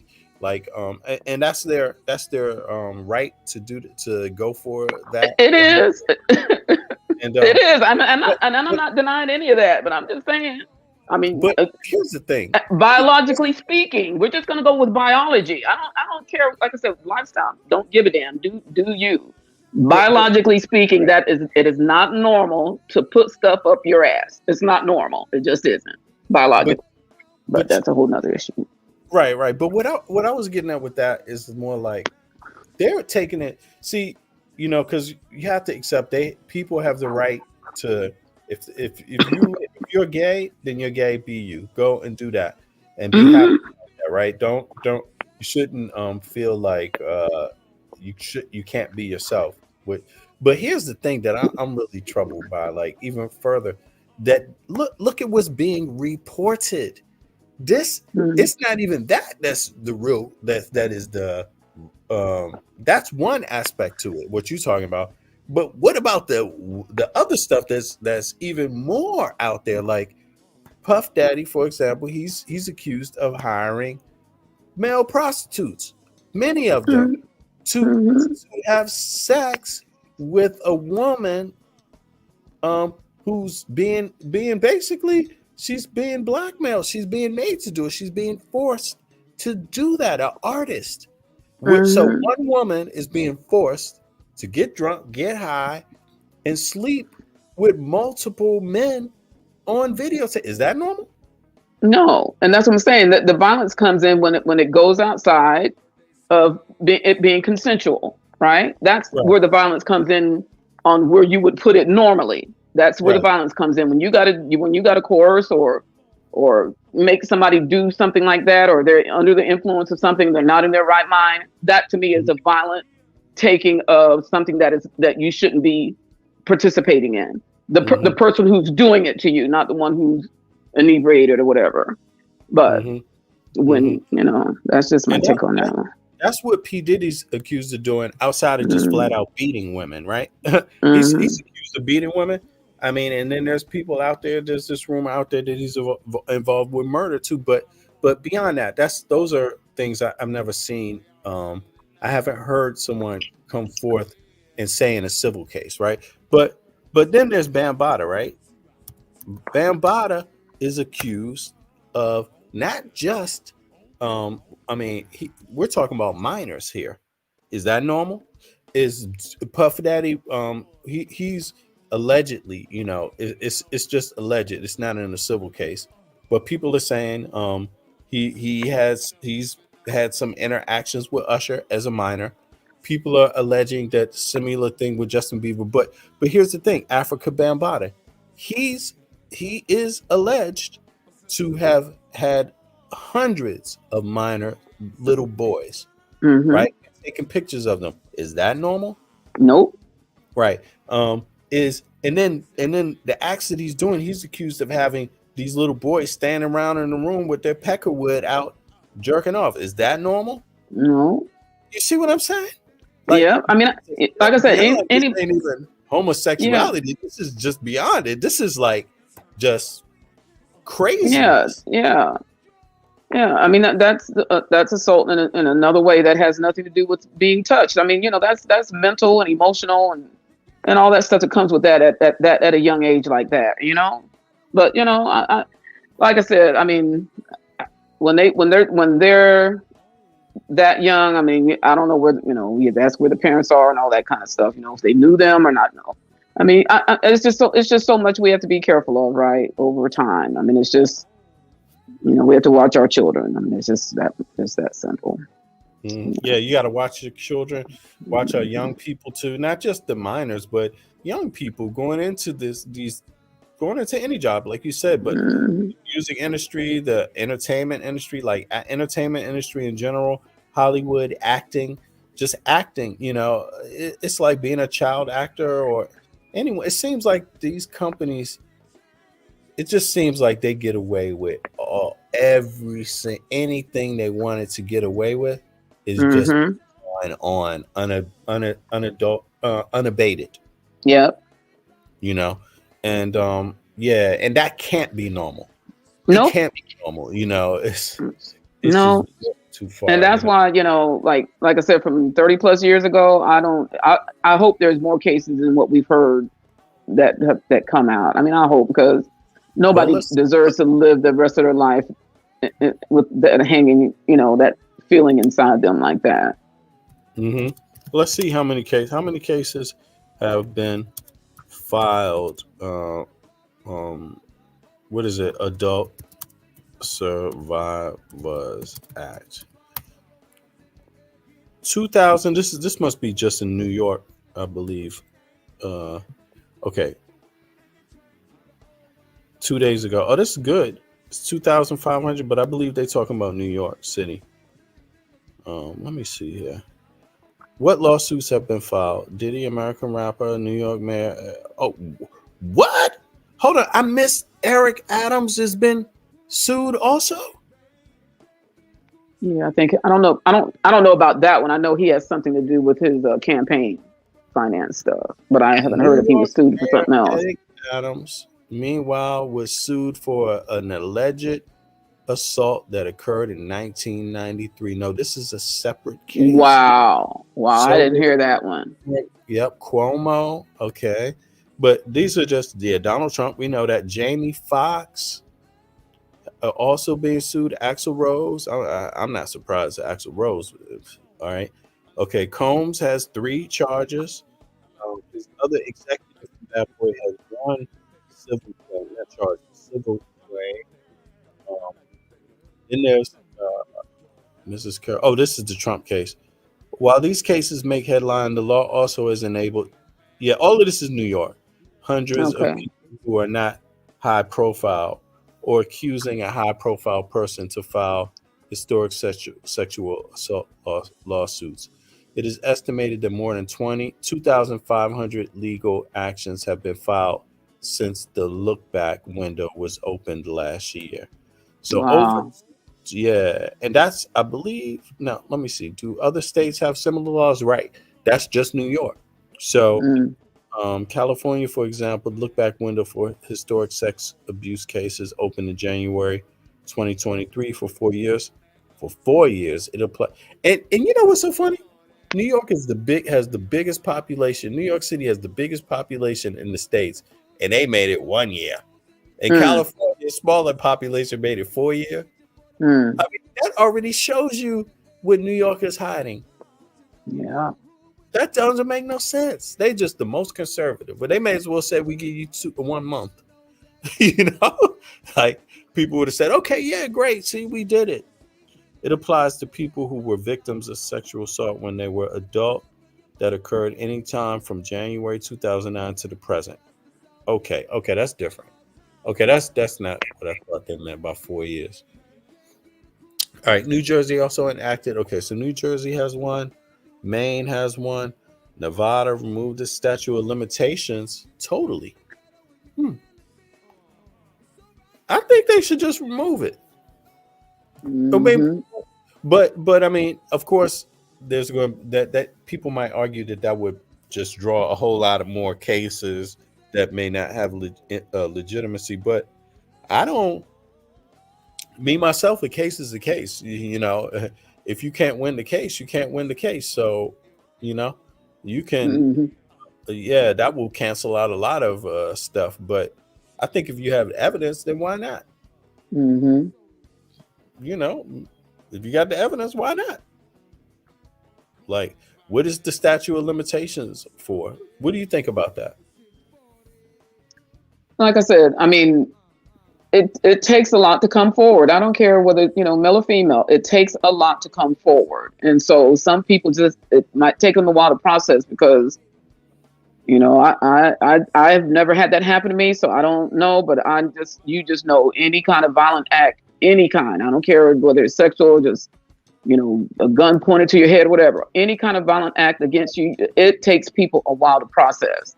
Some people can come forward right away, but some people can't. And so they need to be given that space because that's a lifetime sentence. Even though they're not in jail or anything, that's a lifetime sentence to them that they have to get over, as opposed to the person who did it, who goes on to the next person, doesn't seem to seem like a big thing to them. But to that person it happened to, that's a life sentence, and they need to be able to process that in the time that it takes for them to do that. And I don't have a problem with the time limit. I don't, me personally. So yeah, I don't have any time with it either, because I think if you, I don't see why people would be worried about that. If I don't see why anybody would be worried about that.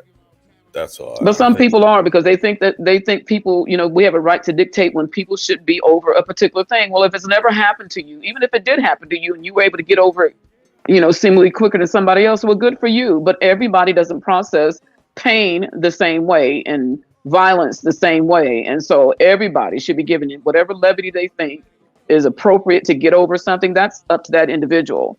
I mean, I don't think people, this might sound even kind of backward after saying what I just said, but I don't think you should use it as a means of victimhood over, by telling that story, telling it to the point where if somebody asks you, did you go get help or whatever, and it's just used, you know what I'm saying? Because some people do that too. That might be their way of coping with it too. I don't know, right? It's just because they don't know what else to do, right? You know what I'm saying? I know what you mean. No, it's kind of catching, between a rock and a hard place to determine.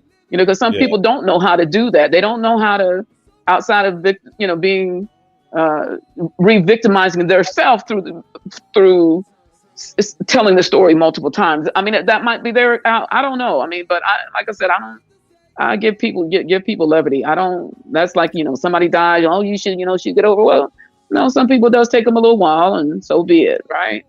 But yeah, this is a tough one. This is, I mean, this. Because B. Bennett, when our parents were growing up, like my mother, then the reason, and I just have so much respect for my mom, because she says she didn't like it when she was growing up in the era where women and children were to be seen and not heard. So she didn't put that same stipulation on us. She gave us, we had the liberty to speak, right? And I love my mother for that, because she said, I didn't like it, and I'm not going to make my children go through that. And that's why I think we're so outspoken. All 8 of us are. We are, and that's because that's how she didn't want that happening to us. So we had that room to express ourselves, now as long as we didn't cross what they consider to be disrespectful. So, it's wise. Yeah. It's very wise, because I mean, if you don't feel like you can speak on the topic, then something could happen to you, and then you'd be like, your parents wouldn't even know. Right. It made you feel like you can't speak, Right. Or gave you a reason to doubt. Beverly, I think there's a lot of noise on you, Bev. Yeah, you hear that, Bev? Yeah, I'm in the beauty parlor. I'm clicking, I forgot. Yeah, okay. Yeah, but you want to say something, Beverly? Yeah, I was going to say, just today, I saw a documentary on Florence Ballard from the Supremes about why the group had broken up. She got raped by some basketball player in the 60s. He was a rapist and everything. And what Andrew was saying is true. She never got over it. She turned to an alcoholic and everything. It was like behind the scenes. So that is true. And I never looked at it that way, because I always looked at it from my perspective. I would tell, because I'm that type of person, but I always look through it, But that's true. People don't get over it. My mom was molested. She got over it, but in a way she didn't get over it, because she was extremely tight, protective of us. She was extremely, couldn't really go anywhere. You know what I'm saying? She was just, it affected her that way. And she put it out that way. I understand it now. She was gonna tell me who did it to her, but she got sick and she never got better. She died, but I think it was her stepfather, because she was supposed to go to college, and he tore up the papers. And back then they didn't have email. By the time she realized it and got the letter and asked what happened, they filled the spot. She had a scholarship. So. So it affects people differently. I do understand that now. I never understood it before, but I understand now. Yeah, true to what Beverly's saying, BB, her mother being strict, she probably, we, as kids, we think our parents are so mean or whatever, but that would explain that, her mother wanting to protect her children, knowing what happened to her. But then we overdo it, then it becomes overdone because we don't want our children to go through, my mom was so strict, and my dad was so strict, and they want us to go this and this, and now when you look back, hindsight being 2020, we realize why our parents do what I did. That's what I'm saying. There's so many people coming out from all this abuse that has taken place from back in the day up till now. You got adult children survivors that had never had the opportunity to express what happened to them. Because back then, women and children were to be seen and not heard, and that carried on for a while. Even the abuse, the domestic violence abuse, there wasn't no law against it up until like 1975 or something like that, where a man could still beat his wife and do all the stuff. They weren't going to go to jail or anything like that. And then when that law came in, the residual, it just takes a while. It's like a skunk smell. Just because you drove past it doesn't mean you can't smell it for a minute. That's the same thing that happened with that law. Just because a law passed doesn't mean that they came and reacted the way, to come arrest a man or whatever for the domestic violence that was perpetrated upon their wives or whatever. So, yeah. Right. I agree. I understand. It takes time. That's what the laws do. It opens up a lane for culture. It's for actions. For action. And it doesn't just kick in overnight. It needs opportunity to kick in. People need time to adjust to law changes, the opportunity, and if you don't know that that's punishable, then for a lot of men, they wouldn't bother to not do it. They wouldn't worry about it, and for a lot of women, if there was no opportunity to come forth within the law and get some kind of equal justice, then why would you say something? What you going to get out of it, and it is harmful because you just think about this. I know we probably talked about this before, but just think about this. Like, what kind of situation would you be? I mean, I know I wasn't in this situation when I was younger. When I was a teenage boy, 15, 16, 17, or even younger, even a young man, I didn't have Black women looking at me like I was a creep or scared of me or fearful of me. I knew I had a great, good, strong relationship with a lot of Black women. Some girlfriends, some not, but mostly I was treated very kindly. You know what I mean? Like very, very kindly and supported by young Black women my age, as a teenager and as a young man, right? And then I just think about what like violence does to them, and when when I meet a woman that has been through that, you get a sense that something got taken away from her. Exactly. And Black men were more respectful back then too. They carried themselves different than these men do now. But that's because of how the women. That's because of how the women carry themselves, and that's not saying they deserve to be raped, but they carry themselves in a way to do that. They don't set any boundaries. Well, what I mean by that, Beverly, is like, all societies aren't the same. Like, I'm not in the same society I grew up in, right? I'm not in the same town, but although in the U.S. I've never had like this, maybe it's because of how I am, my own demeanor. You know what I'm saying? But outside of the U.S., right? I've met some Black women as an adult man that, I hate to say this, but it's not something I'm saying to look at, because they obviously have their reasons, right? And I think it has something to do with being treated poorly by other Black men.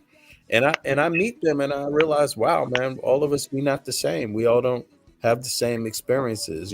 Some Black women have good experiences with Black men, and and they grow up their whole life to show it, right? respond that way, to speak that way. And then there's others that don't. You know, you can meet. You never know everybody's story. And what I'm saying is that I can just feel some kind of distance there. Like, wow, this one's very different. Not so sweet. Not so warm. Not so like just receptive or open. You know what I mean? Not so nice. You know, and I can feel it even if I don't say anything. You know, I can kind of feel it, even though I don't look for all those things. I can still feel it, and I go the other direction. You know, I don't even waste my time. Not a waste of time, but I just know, like, okay, this is not here. This is not where I'm not supposed to be here talking to this one. This one, I'm not going to have a nice conversation with. This one, there's a problem there. You know, I can kind of feel it. And so I don't spend a lot of time. And I wonder if it has something to do with just the fact that they've been assaulted or they haven't. I mean, some have told me, and the ones that are honest about it, it's not that they're not being nice. And I can feel they're being nice, but you could also feel like, yeah, they've been hurt and let down. And it will take a little bit extra before they will trust,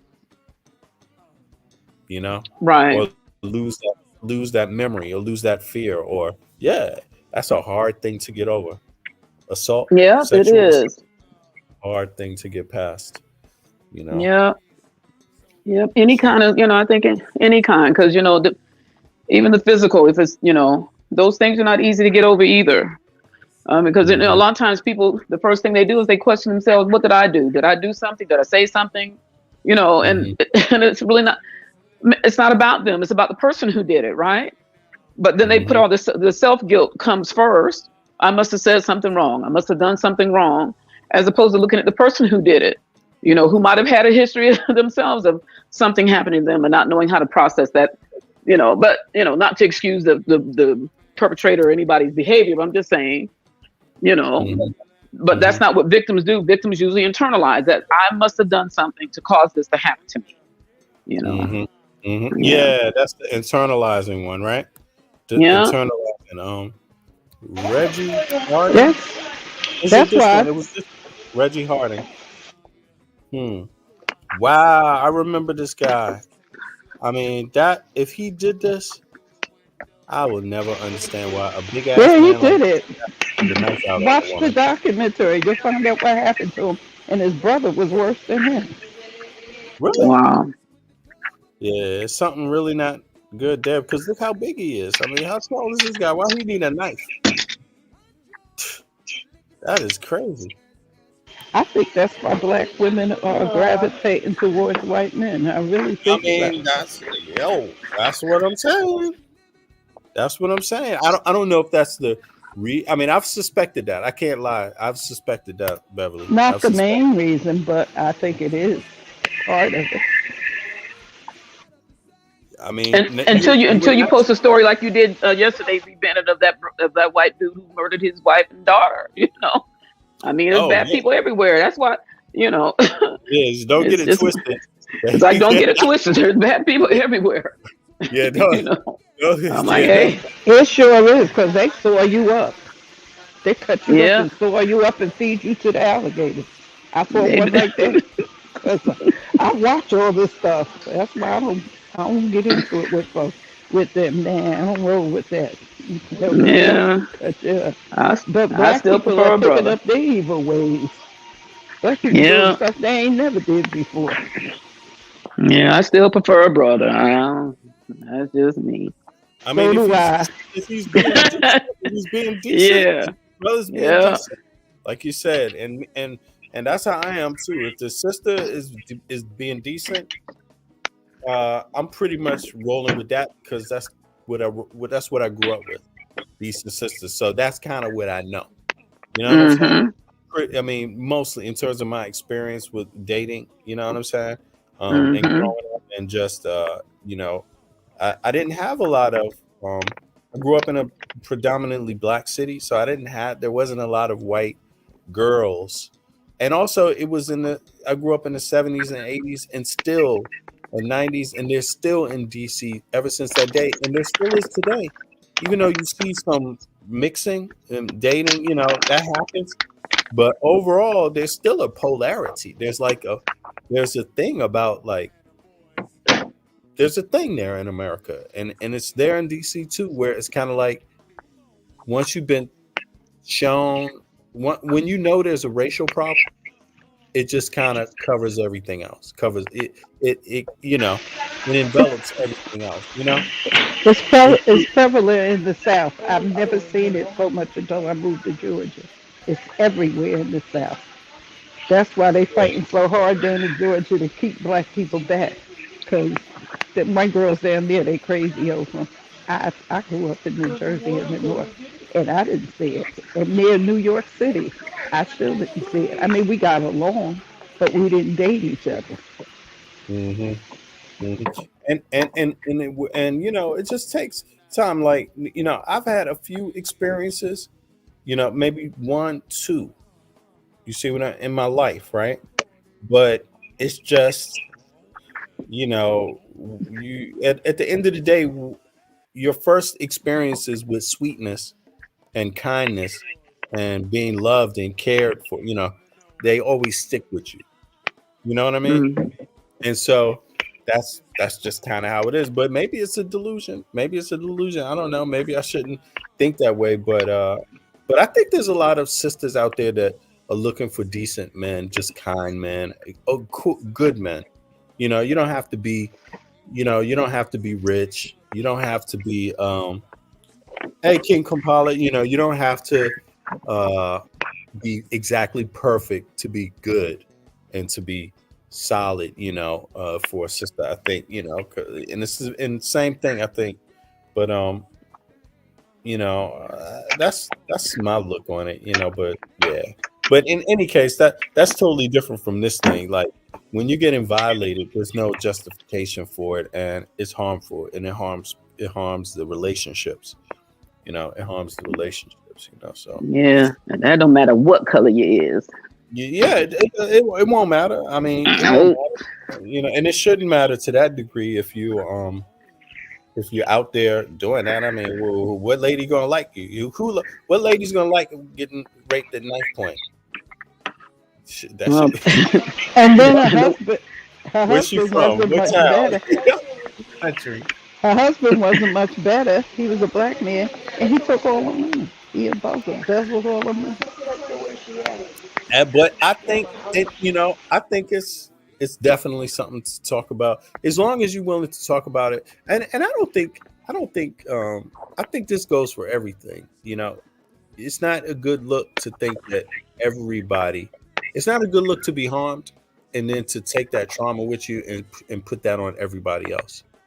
So I think it's something people need to be conscious of, and so it's the same thing with me. If I have a relationship with a black woman and all of a sudden she treat me like dirt, or totally does something that just, makes me really resentful, you know what I mean? Or even harms me to some degree, somehow, some way. I shouldn't take that with me to other women, to another sister or anywhere else. You know what I mean? Because then it's like you're allowing them to change the good things about you. The things that they're allowing them to control you at that point.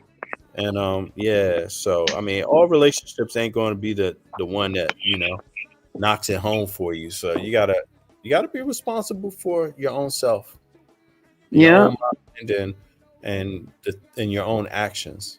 Because it's not our responsibility to heal somebody else's wounds, right? We can be there to listen and stuff like that, but at the end of the day, they have to do that hard. Everybody's gonna have to do that hard work, whether you like it or not. I mean, no matter what's happened to you in life, you still have to do that hard work. Because even people who claim, they come from a good relationship or good family background, sometimes you go out in the world and you don't know how to handle the world because your world at home was quote unquote so good. That could be looked at negatively as well. You know what I'm saying? Yeah. Because if you don't know how to handle conflict because you didn't see it, then you get into a conflicting situation, and your first response might be to cry or whatever. That's not a good situation either. So you can look at it from both ways, right? Everything, you just have to work those things out. I mean, I've heard people say, I divorced my husband or I divorced my wife because they argue too much. Well, did you I wasn't raised that way. Mm-hmm. Okay, so you weren't taught the art of arguing because some languages, like I know that some of the white people that I'm around, they say we had a big fight. Well, to them, fighting is arguing. To us, fighting is fighting. We understand what fight means. Yeah. It's literal. It's not a word that just says we argue. No, we had an argument, man. We had a serious argument today. But to them, arguing is fighting. And so when you get those words all confused and you hear somebody say, girl, me and my husband got into it, especially my white girlfriends, when they would say something like that, oh, me and my husband got into a fight today, girl, did you call the police? Oh, no, I'm talking about we were arguing. Then say arguing then. It's a whole nother connotation to it. So I think that's where a lot of this stuff gets confused too, because they use different terminology to say different things. When we say one thing, we know what that one thing actually means. Fighting means fighting. Mm-hmm. So, but I think it has a lot to do with that. But anyway, this is always a good topic, VB. I mean, it's always a hard one to talk about, and it's a hard one. There's no conclusion to any of it because, especially when it comes to how you deal with it, these people who are coming forward now, that's great for them to be able to finally seemingly to exhale from having to keep it a secret. Good on them. Hopefully they get the justice that they deserve, because nobody should have to keep that stuff in for a lifetime. Nobody. And so hopefully there's somewhat of an end or a quote unquote closure to that aspect. But again, if that person still has a hard time going forward, I understand, because I can't imagine every time you lay, it depends on, like, even where it happens, right? If it happened to you in a bedroom, I mean, every time you lay your head down, that's going to remind you of what happened to you. And you know what I'm saying? It's just how do you, I mean, it's just too much. It's too much. Yeah, you gotta be conscious of where your inner sanctum is, your own peace too, because sometimes that's all you're gonna have anyway. You gotta have it too, you know what I mean? And you have to have time for yourself and provide space for yourself and opportunity for yourself to also be yourself. And so people just it's not easy to explain. Everybody has their own way, but for me it's just like I think if you're not beating somebody and if you're not violating somebody, that's man or woman, and that could be just violating respect or trust. And if you're not being violent, verbally violent or physically violent, and if you're just a little attentive to the other person, you know what I mean? If you just provide ample time to be attentive toward them too, then you'll have time for yourself also. And it shouldn't be that big of a struggle, some of these kind of things. But I think when we talk about this stuff, it's helpful to people that listen, because it lets people know that there are some people that are confident about handling these kind of things and have lived life also. Like, all my relationships haven't been perfect, but it's very few of them that I've left having hate or animosity for. You know what I'm saying? that I didn't leave actually liking and respecting the person. You see what I mean? The woman, like, and to a high regard, and even have feelings for them. Just maybe the feelings are different, but they're still feelings of respect and love and admiration. It's just like, but that doesn't mean we have to be a couple. You know what I mean? They could be married and I still have my positive feelings about that now. You know what I mean? Or they could be dating or married or have kids. I will still always love them, but it doesn't mean you have to be in a relationship with them to appreciate them anymore. You see what I mean?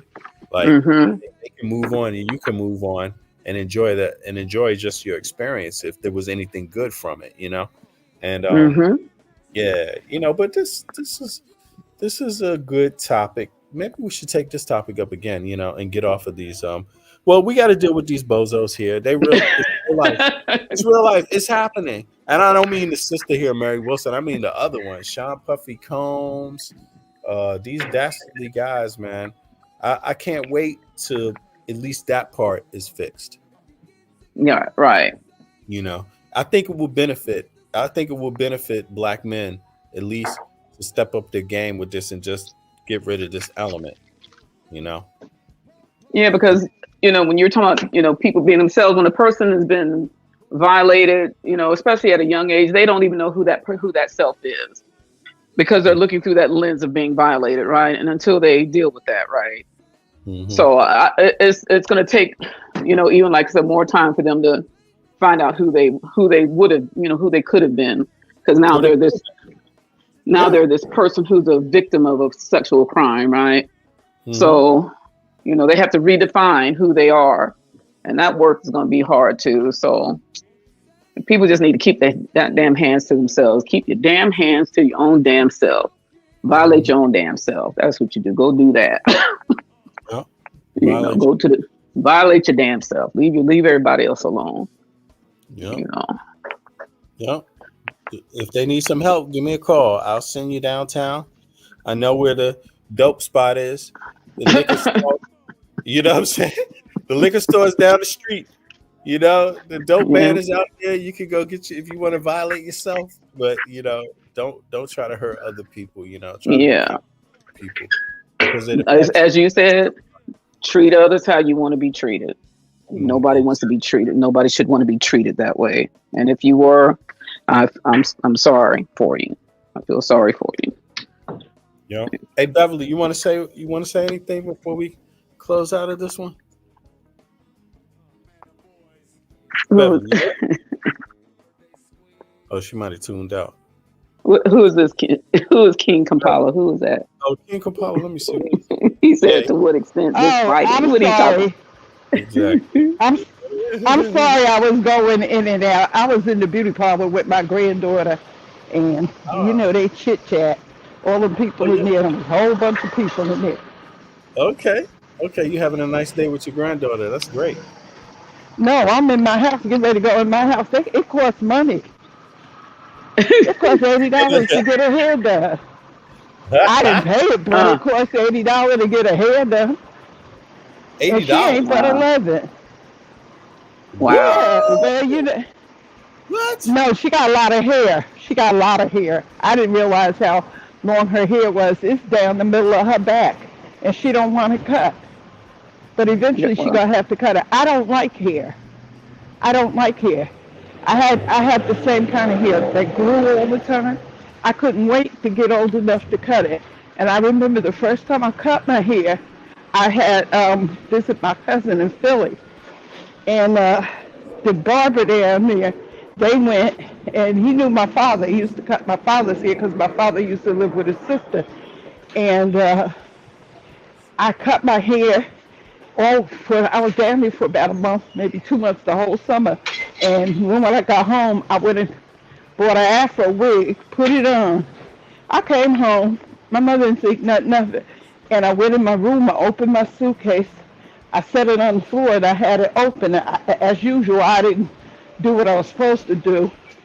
And I had a puppy, and he came downstairs, and he ran through the house with the wig, playing with it. And that's how my mother found out I cut my hair for the first time. So I don't like Shame hair. on you. But, Shame on you. Yeah, we all do stupid stuff, but not like this. But yeah, she got a lot of hair. It costs like $100. Braids to get it braided, $250, $350. I do my daughter's hair sometimes. I do her hair sometimes. My daughter doesn't go to the beauty salon to get her hair cut. Oh, well, my dad used. I got some. My dad, when I was here, my dad used to do my hair, like braid it, wash it, because my mother was sickly, and she got sick one time, and I could still remember him taking me in the bathroom and bathing me and everything, and I could remember him washing my hair and laying me across the sink and putting my hair, washing my hair. And he would braid it up, but then it got so long and it got so thick. He told my mother, that's it. He said, I can't do it no more. Then my grandmother came and lived with us, and that was even worse because they pressed it and burnt your scalp. It was just a mess all the time. It was just terrible. Yeah, the hot comb. Yeah. Yeah, hot comb. The grease is popping. Royal Crown hair grease. It stinks. It smells like dead dogs and stuff. And you know, I couldn't take it. I just couldn't take it. I just Bennett, have you felt that? Hell no. I mean, I got my hand burnt by one on accident. No, when that scalp burned you, that sounds like it's sizzling. Your ears and your forehead and your neck, the back of your neck, your ear, the tops of your ears, and your forehead in the front was always scarred up. It was always scarred up. It was just awful. It was horrible. Oh God! That's straight to come down. Don't act like you don't. You hear this, brother? Sit on the stove next to the Crisco can. Oh, what about the Crisco cans? Oh, that Crisco oil. That Crisco oil. You know what? When I tell this story, people don't believe me, but I was downtown.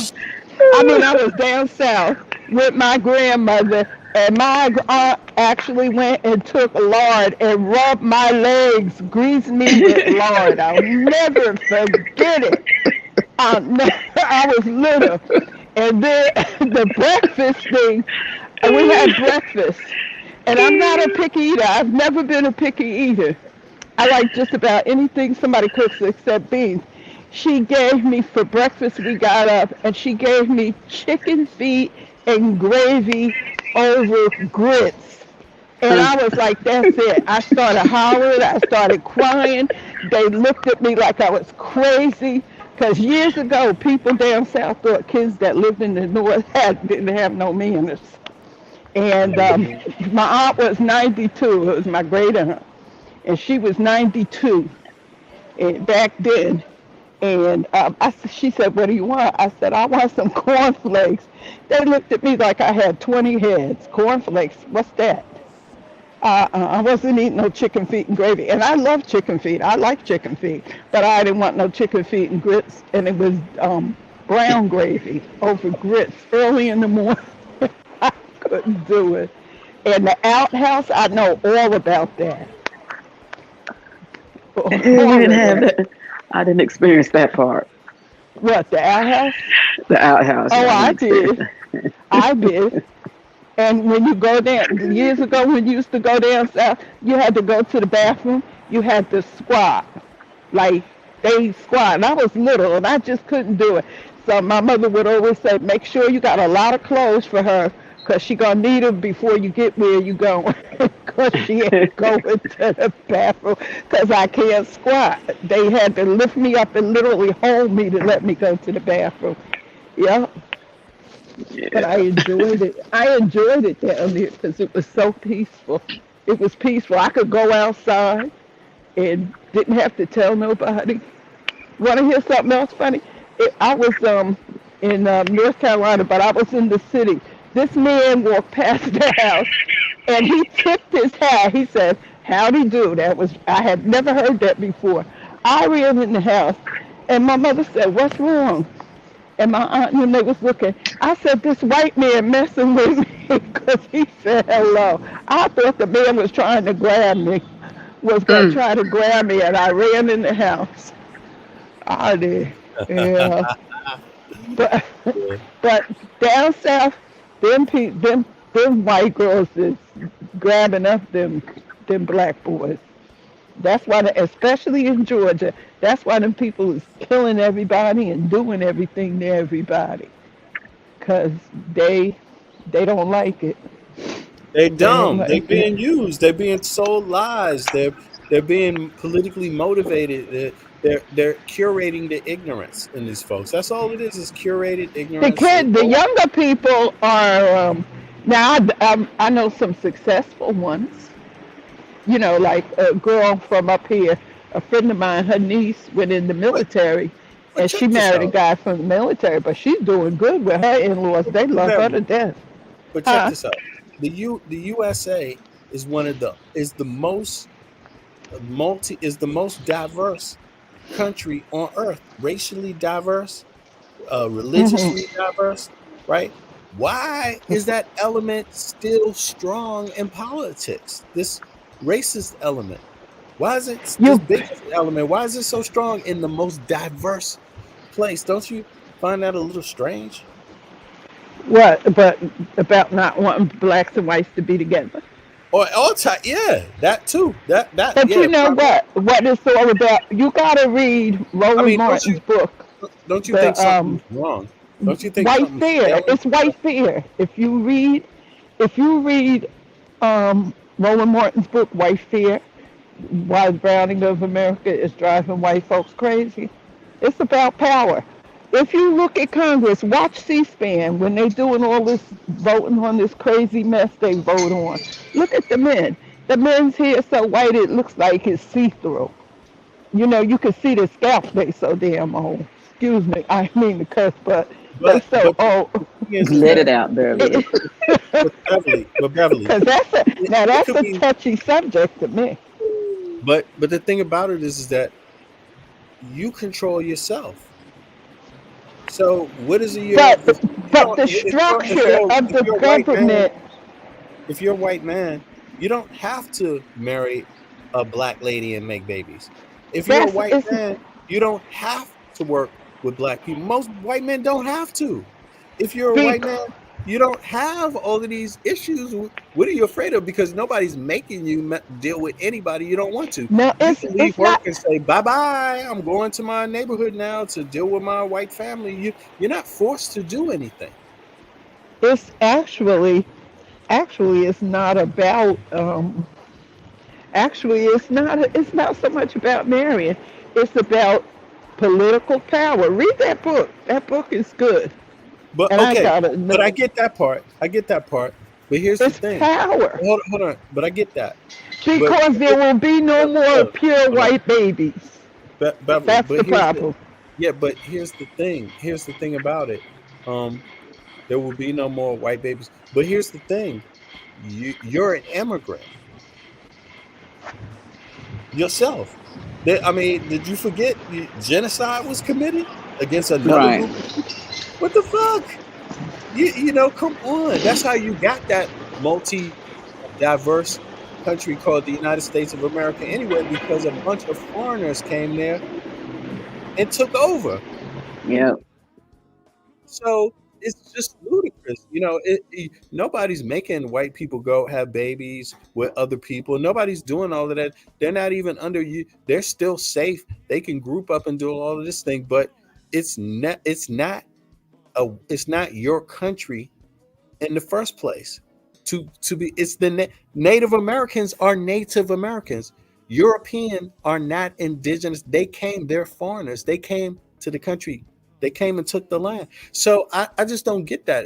It's the same issue that Europe is having. Europe doesn't want they don't want foreigners coming and taking over shit, but Americans are acting like they ain't foreigners. Mm-hmm. You know what I'm saying? Yeah. I mean, that's the problem. So to me, it's like just irrational. You should be able to talk that through and say, hey, where's your white ass ancestors from? Aren't you happy? That's what I say. They do it. They do it. I just saw a video where aren't you a happy white that lady. Germany still exists? Aren't you happy France still exists? Aren't you happy Denmark still exists? Aren't you happy all these other countries still? And these countries are arguing about 9% non-ethnic groupings of people, 9% foreigners in some of these European countries. Like Denmark. But wait a minute. I just saw a video, like one of these crazy meme videos where this woman, they call them Karens, she walked in the store and told this girl, she looked like she was Mexican or American Indian or something, but anyway, she told this girl, she told the man who was black not to serve the girl who looked like she was either Mexican or whatever. She told her, go back to where you come from. The girl called her the B word. She said, you're not a, she told her she wasn't, she didn't belong in America. Because she said, your ancestors stole it. The woman hit her and the girl slapped her. That's a Hispanic woman and she clocked her back. That's the one you're talking about? I don't know. She had glasses and a black and white striped dress. Her husband happened to be a lawyer. They found out her husband happened to be a lawyer. And he said, please forgive, I'm sorry. He was so mad with his wife.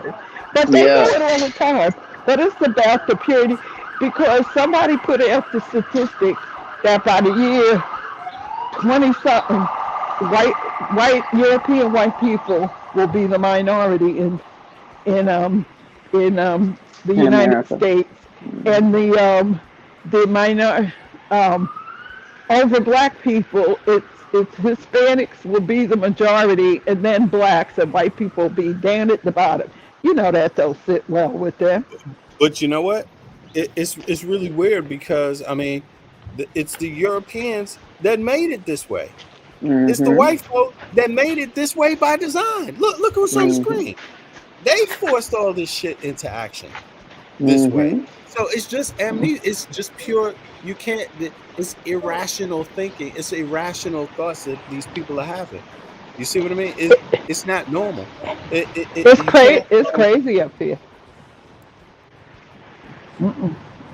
It's crazy here. This was 1575. You know, this is them bringing Africans on ships by force to that place. And then they took, for whatever reason, they had an impact on the natives. They killed some with guns. That some of them died by disease, and then the rest they starved off, right? And chased out and told them, get your ass up to Canada or take your ass down to Mexico somewhere, right? So what are they complaining about? You know, I mean, so it's irrational. It's irrational. The U.S. is going to be like a multicultural place that they made it themselves. These white people said, Beverly, there's a lot of noise, Beverly, a lot of noise. Yeah, Beverly. If it's going to be that place that they made, it's them who wanted it that way. You can't go back on it now. Like, it's just crazy. Like, I'm just all of a sudden supposed to be like, oh yeah, Karen, let me move again. That's what I'm saying. I'm supposed to get out. I'm supposed to just move again. You moved this over here in the first place.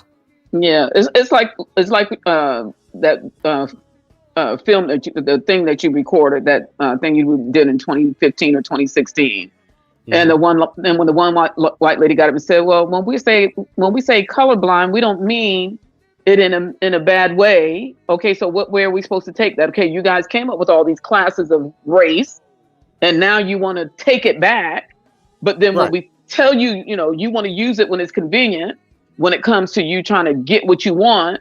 But then when you don't want to be called a racist, you want to hide behind, I don't see color. Okay, well, then you shouldn't have created all these categories in the first place. We wouldn't have probably had these problems. But now that you do, we're going, you are who you are. It's and that's it is insanity. It is. It's goddamn amnesia. It's lack of education. You know what I'm saying? Lack of European education, lack of American history, European history. It's like, just lack of everything. Just throw all reason, everything out the window, and just me. I want to do me again. It's like, okay, see if that one's going to work again. But I just think it's just crazy. You can't work with people that way. And I think that's how you got to talk. That's how you have to explain it to people. Like, sit their ass down and be like, you brought our ass over here. Yeah. The natives used to live here, and they're annihilated.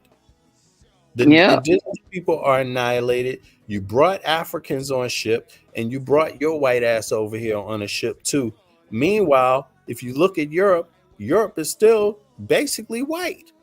And the thing too, BB, if it weren't for their rich elite Europeans sending the poor ones over here, their ass wouldn't be here anyway. They didn't. Those rich white people in Europe didn't want to see what the dregs of society. So the threat was always sending them to America. When they got here and they saw the land was worse coming over here, that's when they brought their happy ass over here trying to regulate for everybody else.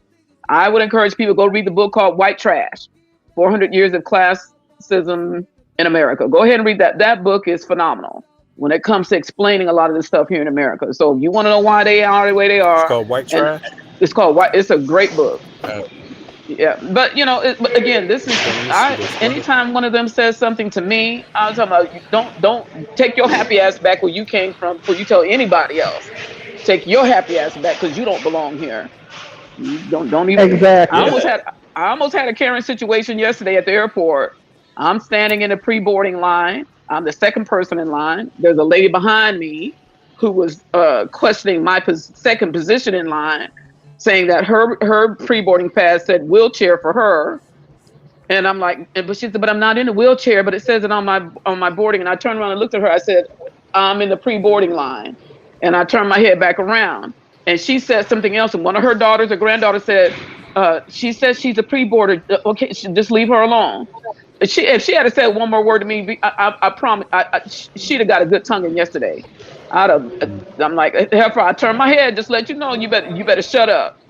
And her daughters had to talk her down. How is one more space in front of me gonna make you feel better? Yeah, exactly. It's not. Yeah.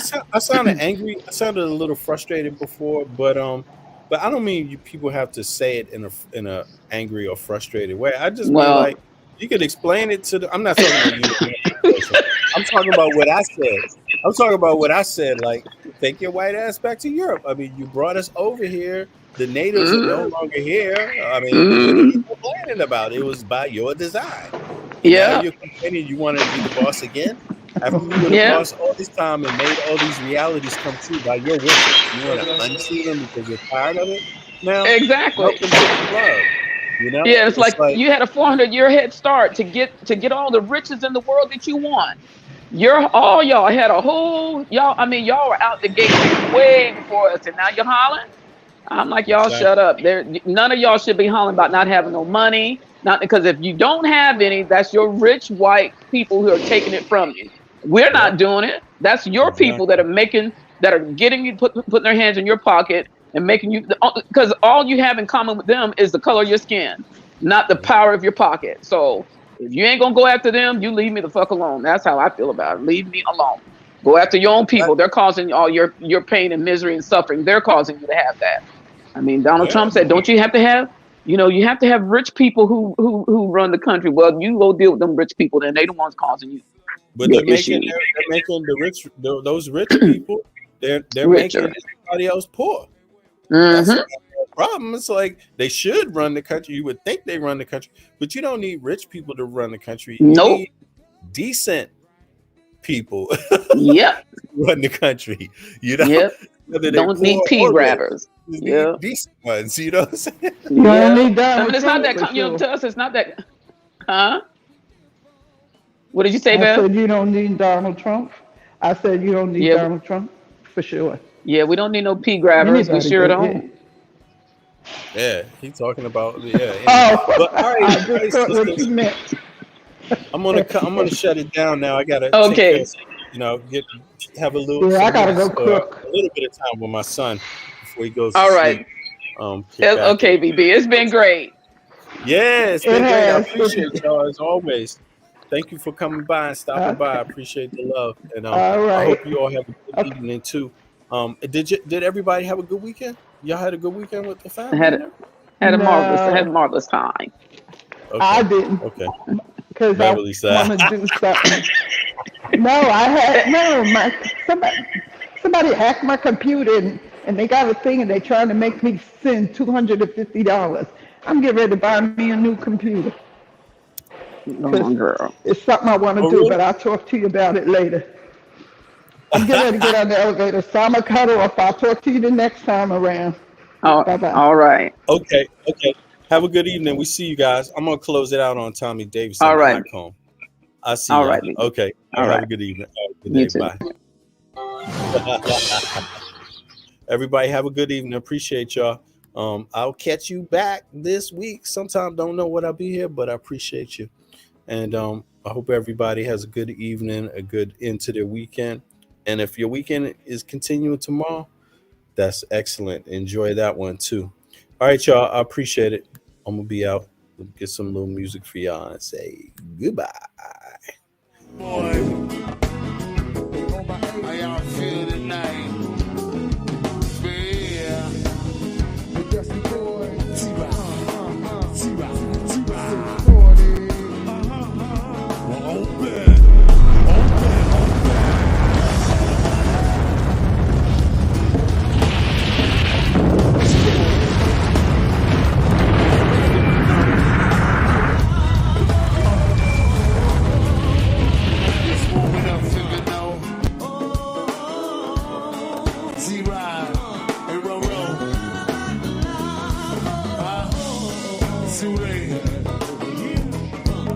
Sue.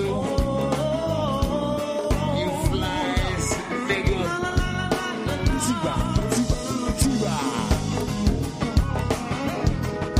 You say drink. Good boy.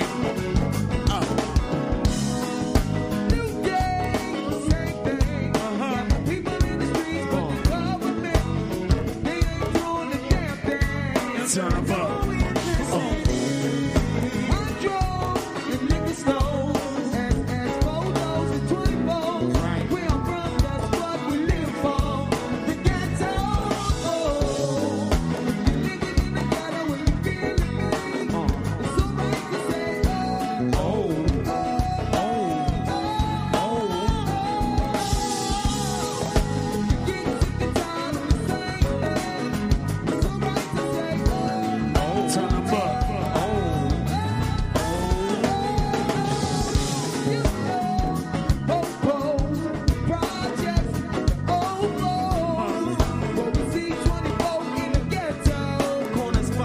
Beach, y'all.